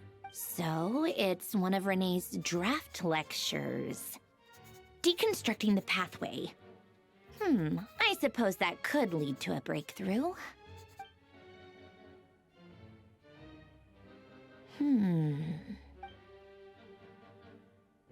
This is so long. This guy sure loves showing off his knowledge.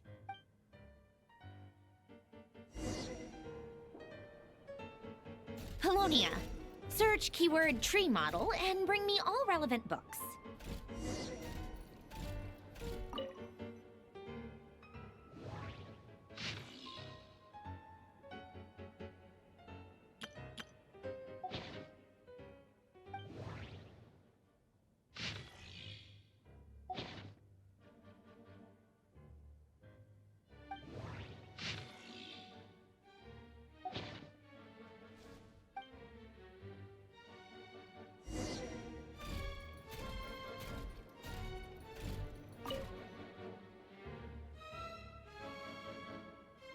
Most of the experimental devices proposed by the Lilia Crucis Ordo are built based on the simple and basic logical structure of a tree model. Lilia Crucis. Guess they were trying to cover up the name of the Nautitzenkreuz Ordo. When Duke St. Germanus departed, he said, "It seems that there's no going back." Alas, he is only a genius when it comes to machines. In all other things, he is but ordinary.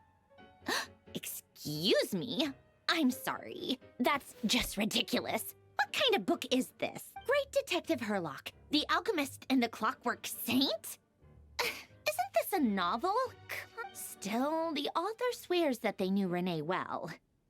Whatever. I guess it's not beyond the realms of possibility that Renee would say nonsense like that. Memory, wishes, souls, and persona. Frankly, the way Alain Guillotin saw it, the world was comprised of machines. Renee, his full name was René de Petrichor, if I recall correctly. Sounds like he and the town must be That place was also the source of most of our information regarding Remurian civilization. Seems like some of his projects were based on their technology. The cutting of souls and storing them in vessels. These seemingly unrelated techniques underpinned Renee's research. The chemical marriage model? Elen would have scoffed at that.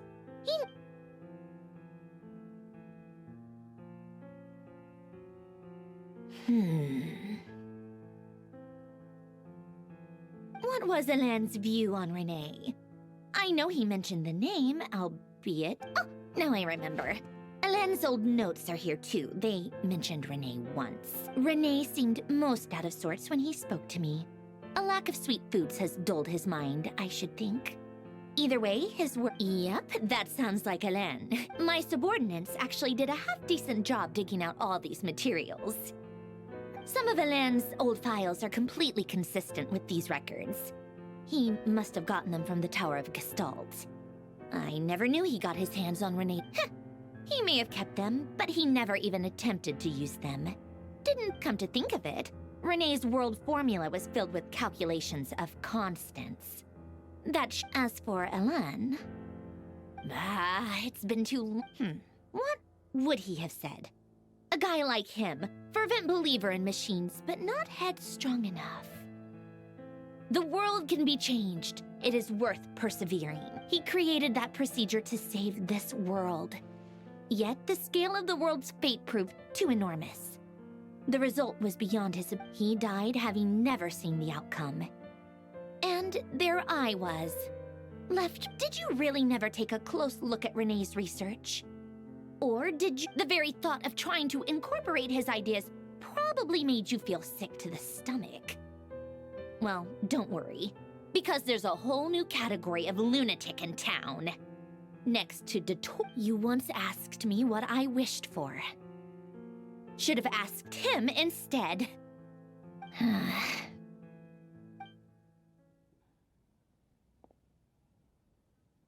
Even the tiniest variable can make big waves in the present.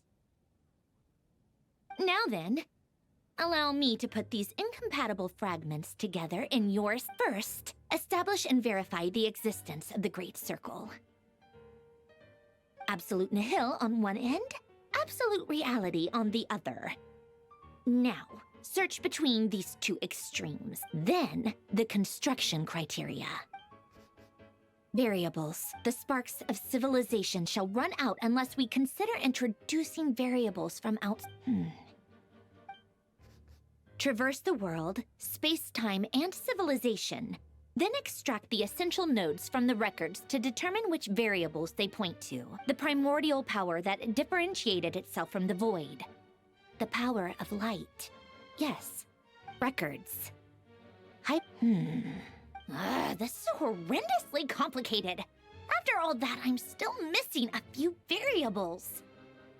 How do you think it looks, Polonia? Like the frenzied scrawlings of a madwoman? Fine, keep it to yourself. It's not like you can talk anyway. I'll assume you... I jest. But true madness does often start with trying to save the world. What would Arlecchino and Columbina think if they saw this incomprehensible... So would Rosaline. She's been dead for a while now. When I close my eyes and think back, I can still see her face.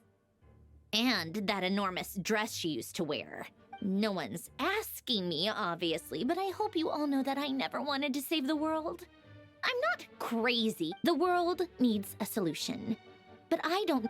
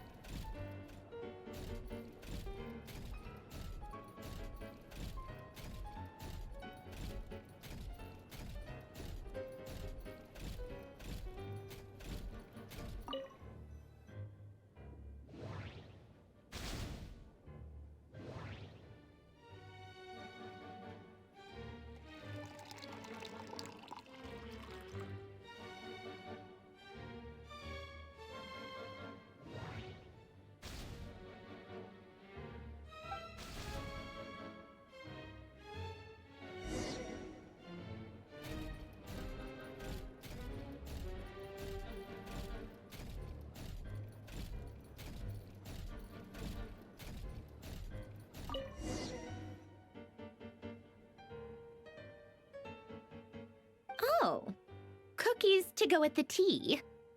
Let's see. They must be from that person who brought those documents. I see they're from Hotel de Boer. Something's written on the box. We are proud to present this homage to... Sounds like a dumb gimmick to me. What? Are you kidding me? Somehow I doubt that an early night and a glass of water is magically gonna save a world on the brink...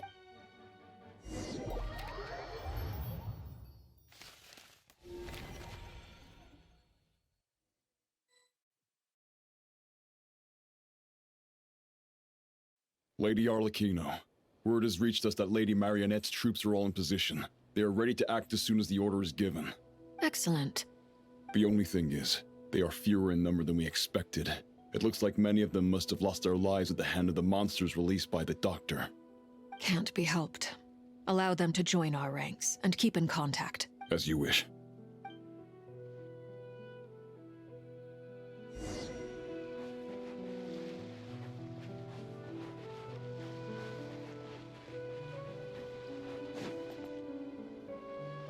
It's been a while, Arlecchino. You look well. Did Dottore really have to build his lab right on the sole path between Snezhnaya and Nod Krai? Had to go on a huge detour to stay out of its line of sight. Sounds like an arduous journey. I assume you've brought word from Her Majesty? Of course, all part of the job. Firstly, the Tsaritsa has authorized Fatui Internal Affairs to review Dottore's case.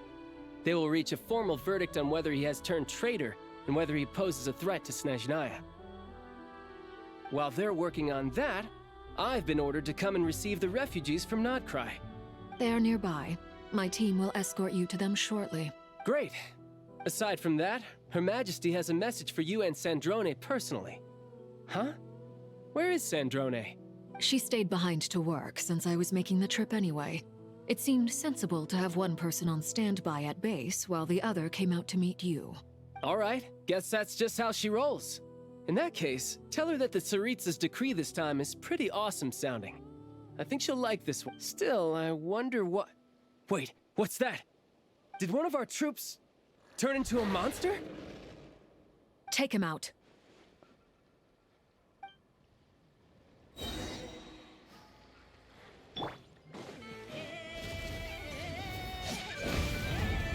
Shouldn't let your guard down. Yeah! Laid bare, everlasting as the moon!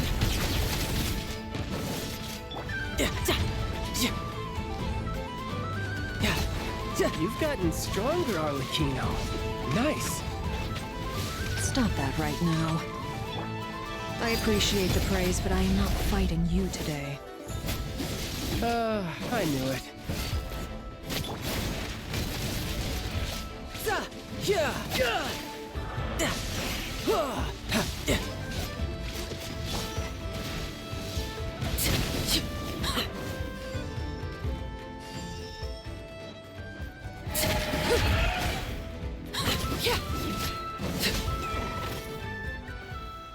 I can't believe it.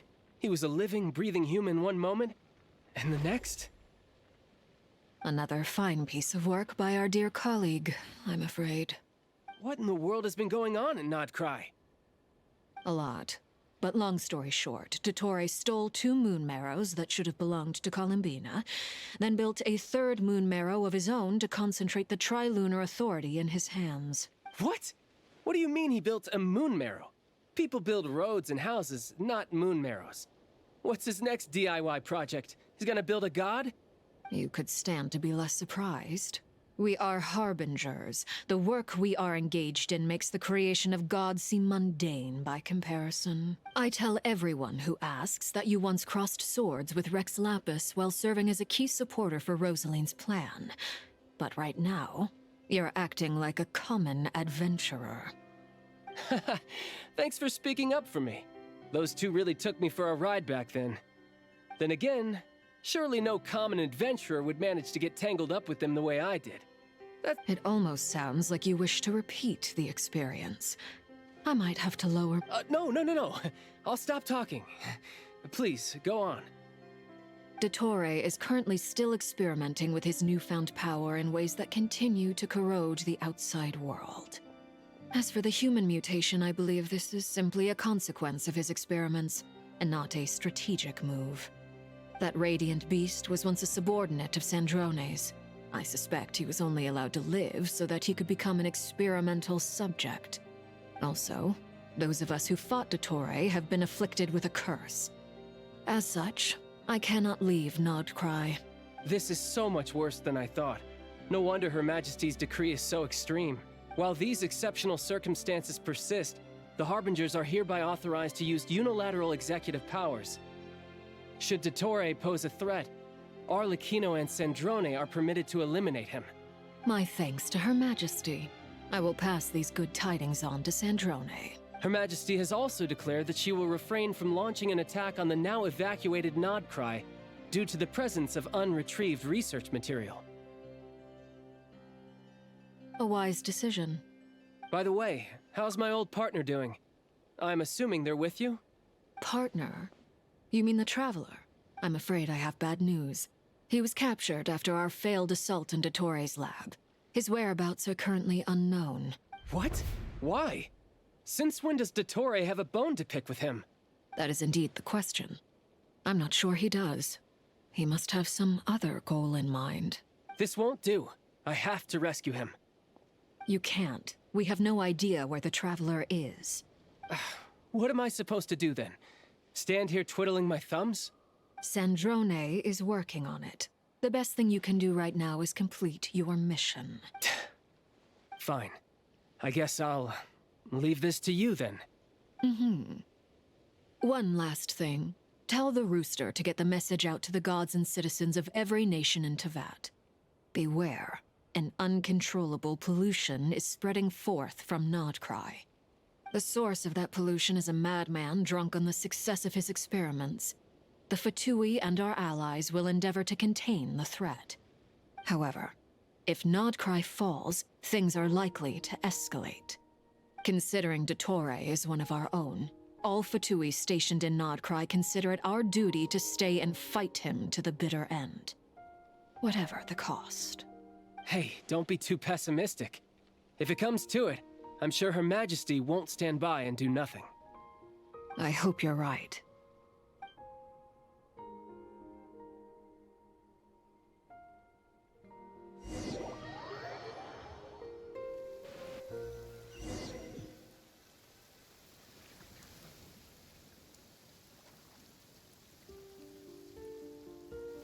You're right on time. Thanks. Hey, do you think I'll get that gliding exam exemption? I made sure I was on my best behavior in Mondstadt. I landed well outside the city and walked in through the gates. I'll help you apply, don't worry. For now, let's see what we have here.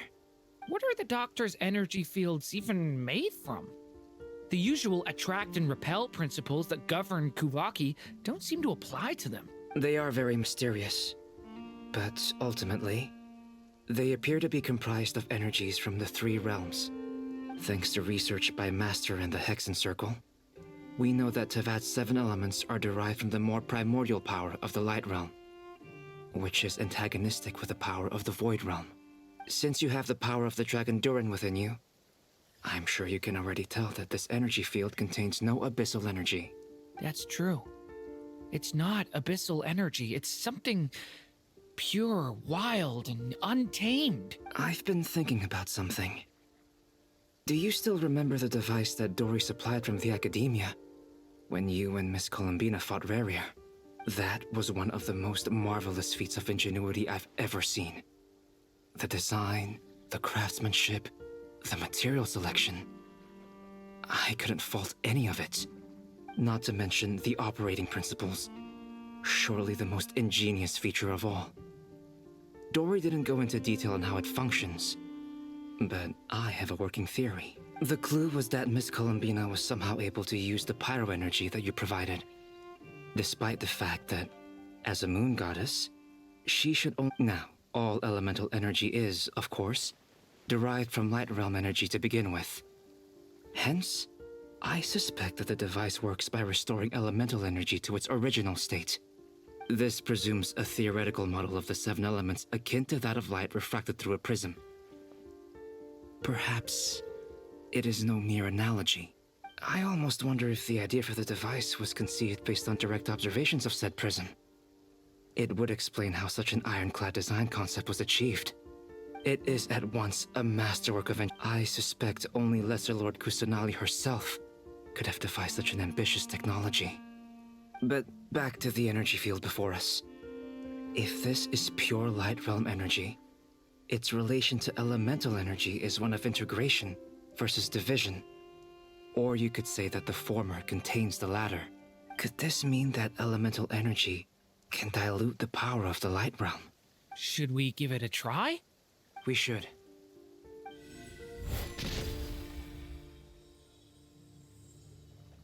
Ha! It works! Clear signs of disruption were detected at the periphery of the energy field. This indicates that elemental energy can disturb or even negate the field. Now you try. All right, here. It's working! Switch to abyssal energy and attack again. No surprises there. Abyssal power drains the energy field to a significantly greater extent. I now feel confident in asserting that the energy field is indeed pure light realm energy, and that elemental energy can dilute it. But the energy field is huge. How much elemental energy will it take to neutralize it? We don't have to neutralize it completely. We can try other approaches. That's all for theory. Would you like to continue watching? So you knew I was here. Huh? When did you get here? A while ago. But Albedo sounded like he was working on his thesis defense back there. Back in Sumeru.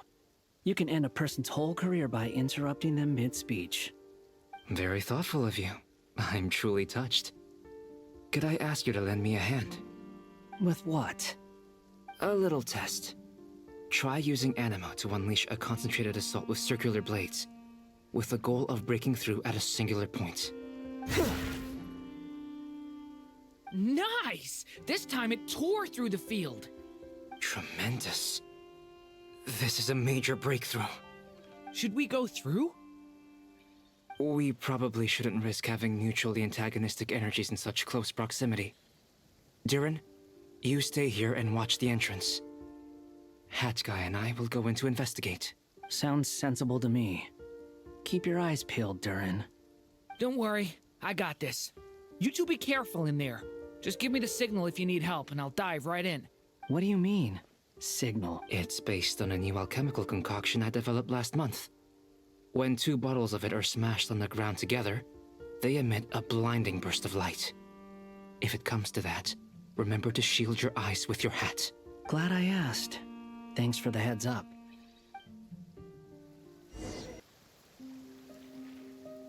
Ha!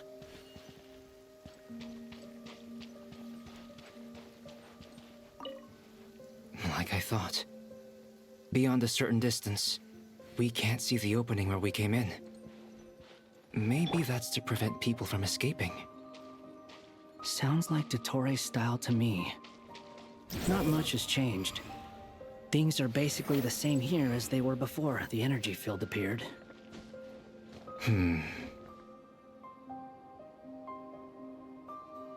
They have no heartbeat and they're not breathing. We can only assume they're dead. But there are no visible wounds. Also, there's an animal squatting next to each body. It's watching us. That's not an animal's gaze. What are you trying to tell us? Doesn't seem eager to talk. I guess maybe it's just an animal after all. Let's keep looking around.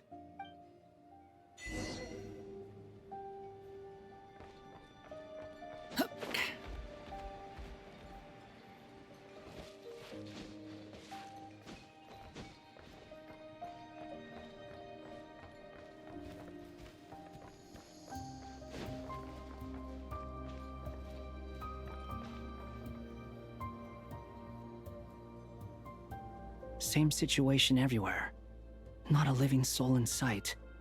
Just countless bodies with animals standing watch over them. Well, I think we can safely rule out the possibility that they're all pets. Is skirting around the topic your way of showing consideration for other people's feelings? Just being cautious. I don't doubt that you can handle the truth.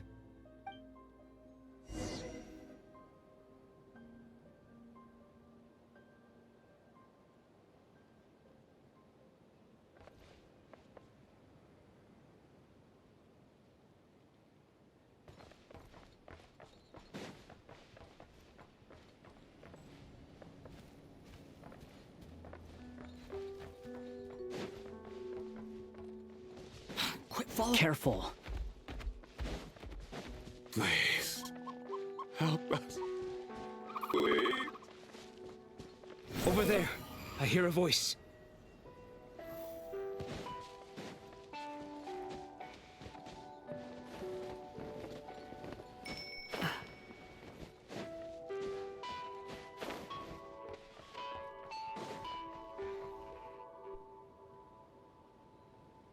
Please. Help us. Please. What happened here? I don't know. Suddenly, everyone collapsed. Then my line of sight got lower. I still have some of my senses left. I gotta get out of here.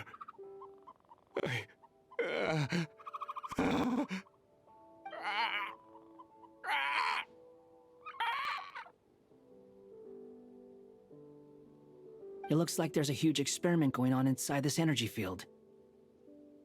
Maybe each energy field is its own giant experiment. He's swapping human minds with those of animals.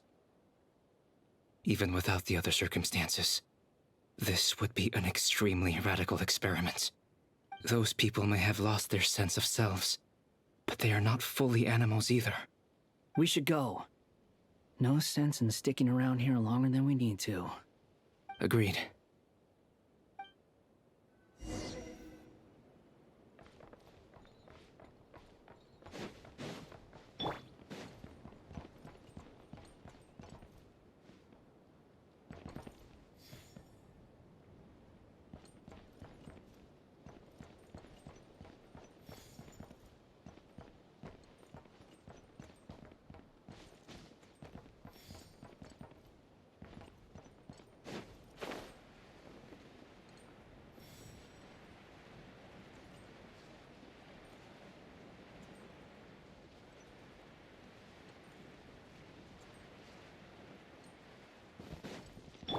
The wind rises.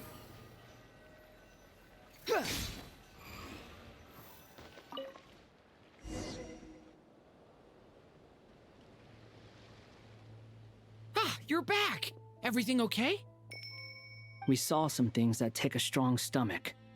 Otherwise, we're fine. We should share our findings with the others.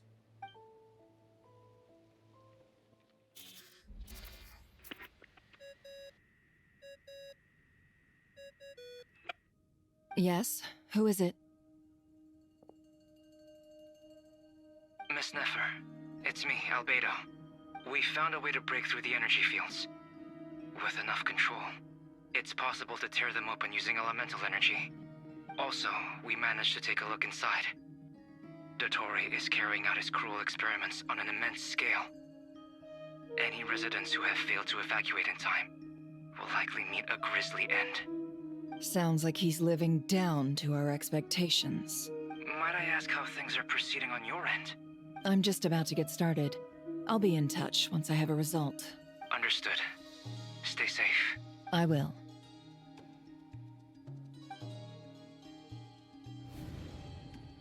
Well, Nefer, I'll link up with you once my tasks are complete. What makes you think I'd need you to do that? I'll need it. And considering the way you approach certain matters, I think you'll be better off with me present.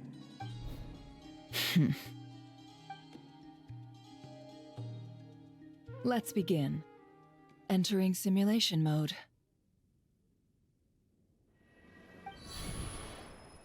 A vast wasteland. Is this the Traveler's inner world? I was expecting something more vibrant, to be honest. Wait. Someone's there. What are you looking at? In that case, I'll look at it with you. I want to know all about everything you've seen and experienced. Is there somewhere I should return to? Or should I stay here and be the hero everyone says I am? I don't dislike my current life. Roaming the land, fighting battles, accomplishing missions, earning a living, looking after Paimon. It's not so bad. I guess the only thing that's missing is that you're not here with me. This is the conscious layer, which contains a person's true feelings. It is filled with both longing and kindness. I suppose anyone who lives long enough ends up wishing for someone who can't be there. Maybe it's the only way we can feel truly alive. Time to delve a little deeper.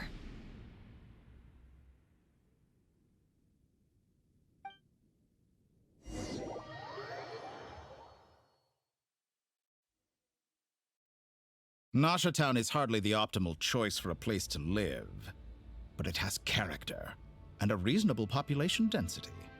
What are you trying to say? Oh, don't be nervous. I was just thinking where might make a good starting point for your journey. Perhaps I should send you further afield. Conria, perhaps. Conria ceased to exist long ago. Once again, you fail to understand the possibilities that the Tri-Lune creates. Anything that has existed in the past, I can now recreate. You simply do not wish to see that happen. That might be because you miss your sibling and fear getting answers that you are not ready to learn. But this is not for me to judge. If we are to collaborate, we need to maintain an amicable relationship. In a moment, you will be able to... Oh no. What are you...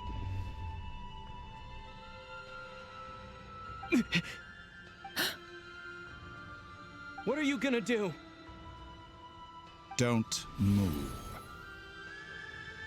Something unwanted has crept into... Oh? Gone as quickly as it came.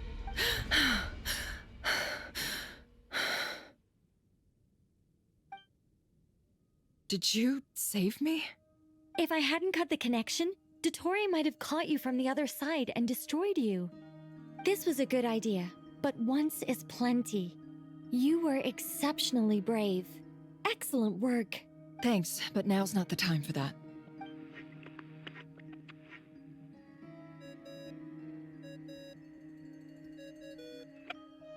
Albedo speaking. I think I know where he is. What is this endless darkness? I can't see anything, even though my eyes are wide open. But why? What happened? Ah, sorry about that. I take it you didn't notice. Just now, a friend of yours took a little peek into your mind. Could it be Nefer? How did she do it? Did she use something as a medium to connect to me? Do you think she's aware of your current circumstances? Oh dear. Have I stunned you into silence? I only wanted to slow down your time a little so I could stop your intruder in her tracks. It would have been nice to capture the spy. I must say, I'm finding the ability to adjust the flow of time rather intriguing. The moment you closed your eyes, time seemed to grow impossibly viscous, didn't it? A whole month passed before you opened your eyes again, but only for you. No one else was affected. I dare say this is something only a god can achieve. Point taken. You've proven once again that you have god-tier powers. Oh, you misunderstand. This wasn't about proving a point. I was testing things out. I find I learn best by doing, and I have to admit, time is not the easiest dimension to control. I only wanted to make you sleep for a short while, but it ended up lasting a whole month. Clearly some finesse is required to wield the authority over time as I wish. I hope you're not angry with me. It was only a month's discrepancy, nothing too serious. Had I been off by a year, a decade, or even a century, that would have been quite a different story. You could have frozen me for millions of years. So much for collaboration. You aren't showing much sincerity. Millions of years? To what end? I wonder if you don't understand humans all that well. They are very pragmatic creatures who understand only that which they can perceive with their senses. If I had you sit here for a week, I imagine people might sympathize. But if I left you here for 100, 1,000, or 10,000 years, the sheer size of that number would cause it to lose all meaning to them. They would not have the capacity to comprehend your suffering, and thus they could not empathize. Unfortunately, while gods do exist in Teyvat, it is ordinary humans that account for most of the population. Their lifespans are so limited, their bodies so fragile. Did you ever really hope that they could begin to understand someone like you? Your long life and unique origins make you fundamentally different from them. How long will it be before they start to treat you like the alien you are? Before you are ostracized? Alien? Even I feel bad for you sometimes. This world has made you into a slave. So many times you have served its will, and not once have the powers that be ever thought to grant you the one simple thing you wish for. You have been treated most unfairly. I can change that. I will grant you special privileges and give you back the status you rightly deserve as a descender.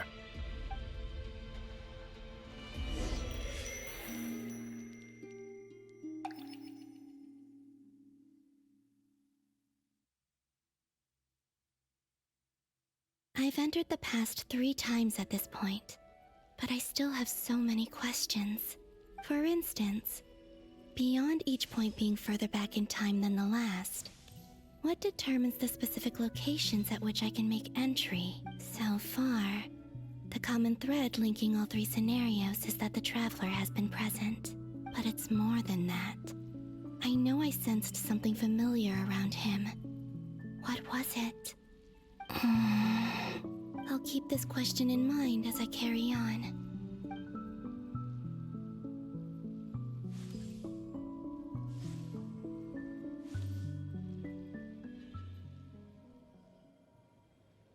Humans, you never change. Always trying to use powers you neither comprehend nor control. This looks like Star Sand Shoal. Was this before Rerir regained his physical form?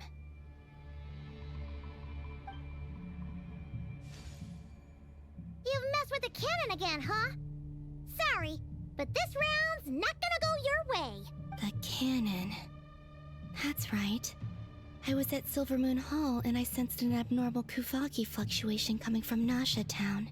And right after that, came an ominous power emanating from Star Sand Shoal.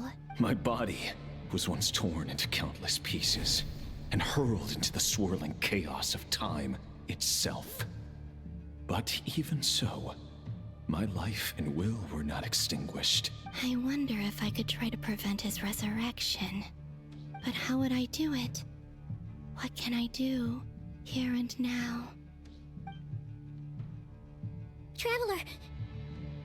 Behind you! Look at that light! No, I won't make it in time. He's using the Kuvaki shield, like I taught him. Is he going to use it to block the cannon's beam? He's strong. I'm sure he can manage. But the force released when the beam impacts the shield might lead to collateral damage. EC Island. The Frost Moon Scions will be exposed to lethal levels of Kuvaki. A question, if I may. Kind Miss Columbina. When the cannon's Kuvaki beam was deflected earlier, I saw several bolts of energy streak toward Hisi Island, only to be blocked. Did you also have a hand in that? Maybe that really was me after all. Well, future me. But I don't know if I have enough power left. Siki sato pasa sax, sniti ipotuvdos. There's no time.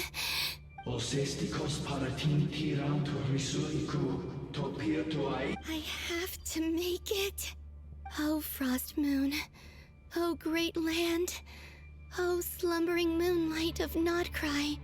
If you can hear me, if you can sense my call, then please, heed me once more!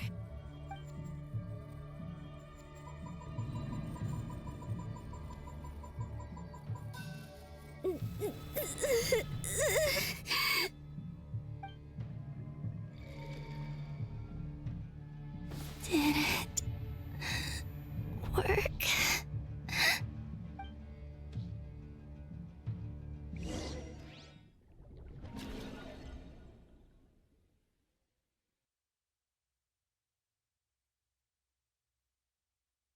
Hey, wake up. Hey, did you hear me? Call him, Bina. I said wake up now! Oh, good morning, Sandrone. It's 3 in the afternoon, actually. And could you kindly not use my quarters as your personal nap room next time? But I feel so safe here. And your coffee, right? It's so bitter, but it smells lovely. It's like you were raised by wolves in a forest or something. What did you drink growing up? Grass, tea? The Frost Moon Scions certainly led a more frugal existence than the Fatui. Then I'll bet you've never eaten one of these before. It smells delicious. That's because it's a Fontanian recipe. I had a little free time today, so I made a batch. Rosaline will be here shortly, but if you really can't wait, I guess you can go ahead and... Hey, at least let me finish before you start eating! Did the Frost Moon Scions not teach you basic table manners? Or did the rules not apply to you because you're the high and mighty moon goddess? Of course they are. I made them. I was worried they might contain traces of machine oil.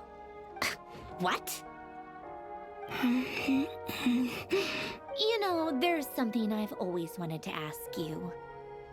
Why did you leave your old home and join the Fatui? I mean, I'm sure their food was awful.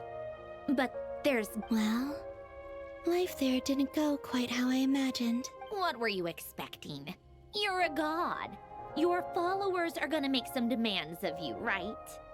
Surely you can just answer a few prayers here and there in return for the free food and drink. Well, would you help other people just for free food and drink? The doctor told me that you were created by a great mechanic, Lord something Fisher. The Lord Artificer.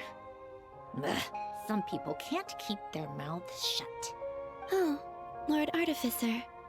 And didn't he have something to do with the, Narcissenkreuz Ordo. Yes, that was it. Narcissenkreuz Ordo. So, would you try— You must be joking. I wouldn't go even if they paid me.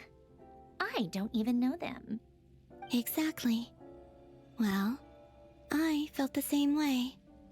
I did not know the people who made demands of me. What do you know? We're on the same page for once. In his later years, Alan did ask me if there was anything I wanted to do. If I had any wishes of my own. Well, I don't. And I'm not in any mood to fulfill someone else's either. Who's Alain? He was the... You know what? Never mind. You're not gonna remember. Anyway, the point I'm trying to make is, neither of us is the self-sacrificing type. Let me ask you this. What sort of place would you like to live in, if you could choose?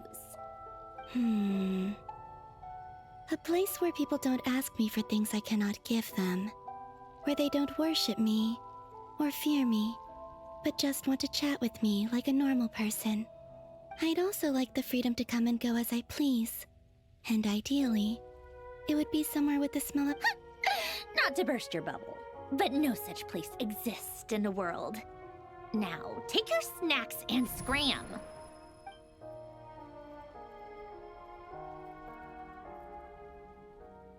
Did I pass out? Of course. I'm back here again. I dreamed of events from my past.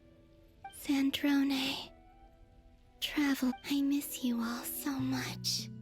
Back there. I guess I managed to harness all the Kuvaki energy on Hisi Island. But how did I do it? Time is flowing backwards here, and I can use that familiar power to enter the world of the past. That mystery ally everyone talked about. It was me all along. I can sense that there isn't much more power remaining up ahead. What lies at the end of all of this? Will time keep flowing into the past?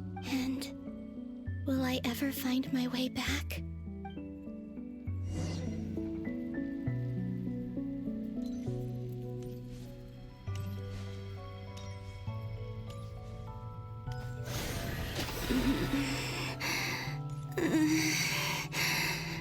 It's getting harder and harder to use my power.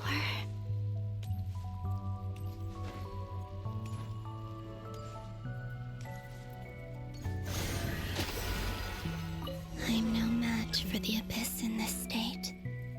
I need to avoid the contaminated fragments.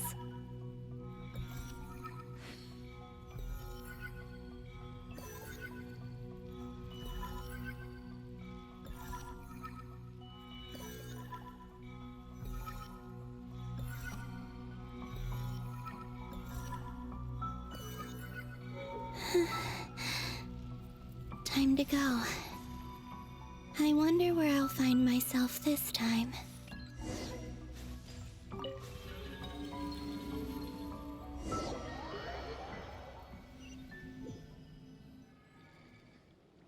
The Final Night Cemetery. This is where Flint's is based. Or not!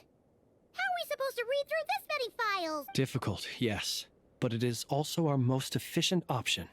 Seems like they're searching for information. Oh, I remember.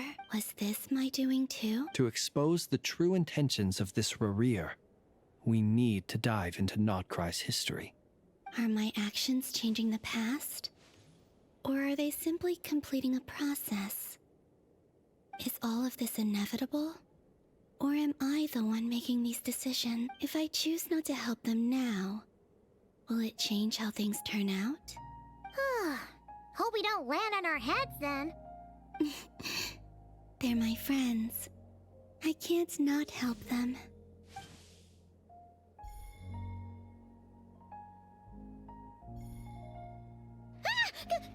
Ghost! And the other one was... here. Hey! Another file's moving!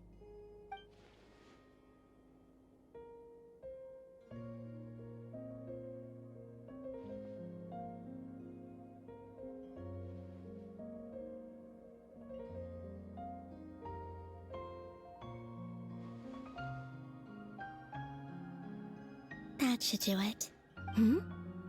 Luanatar? You can sense my presence?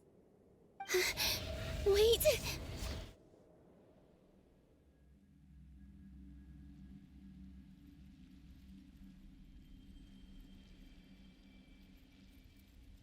Luanatar. So she's that familiar presence I've been sensing all along. She's always been by the Traveler's side. That explains why the Traveler has been there each time I've entered the past. But why Luanatar? Is it because she has a connection to me as the Moon Goddess's familiar? If so, why not any other Kuhenki? That's...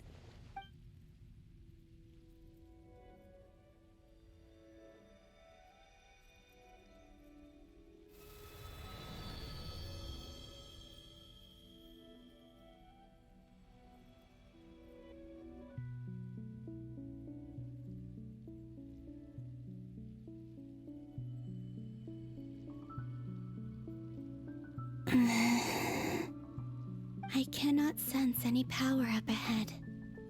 Just a void, stretching out into infinity. This is likely my final chance to enter the past. It's now or never. I have to find a way back.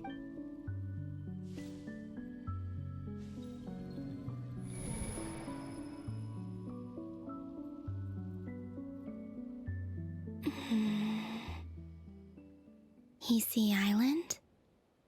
How far back in time is this? Where's Luanatar? I can't sense her presence this time. Oh, seeing Anafa and Aino reunited like that sure was heartwarming. Traveler, Paimon. No, stay calm. I don't have much power left to change things.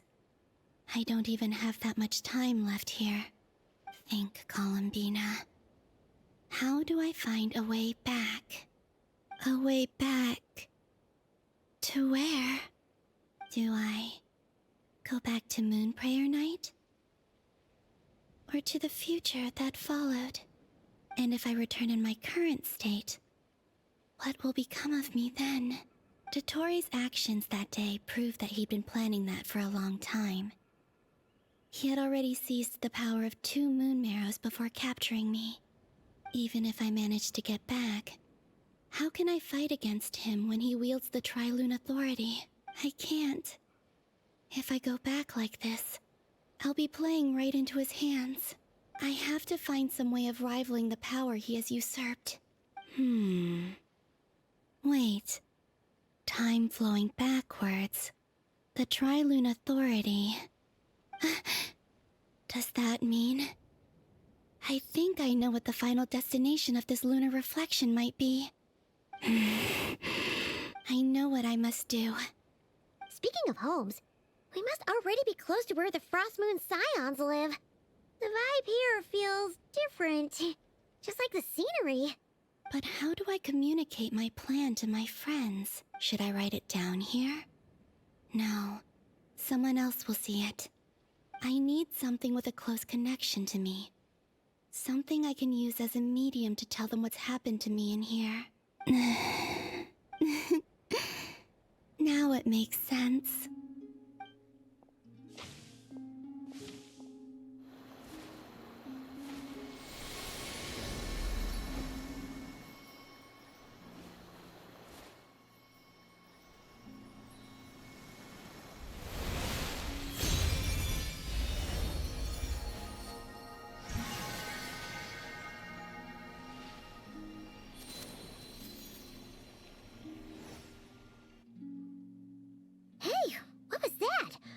Felt like some sort of breeze blew by, and then the petals suddenly turned into...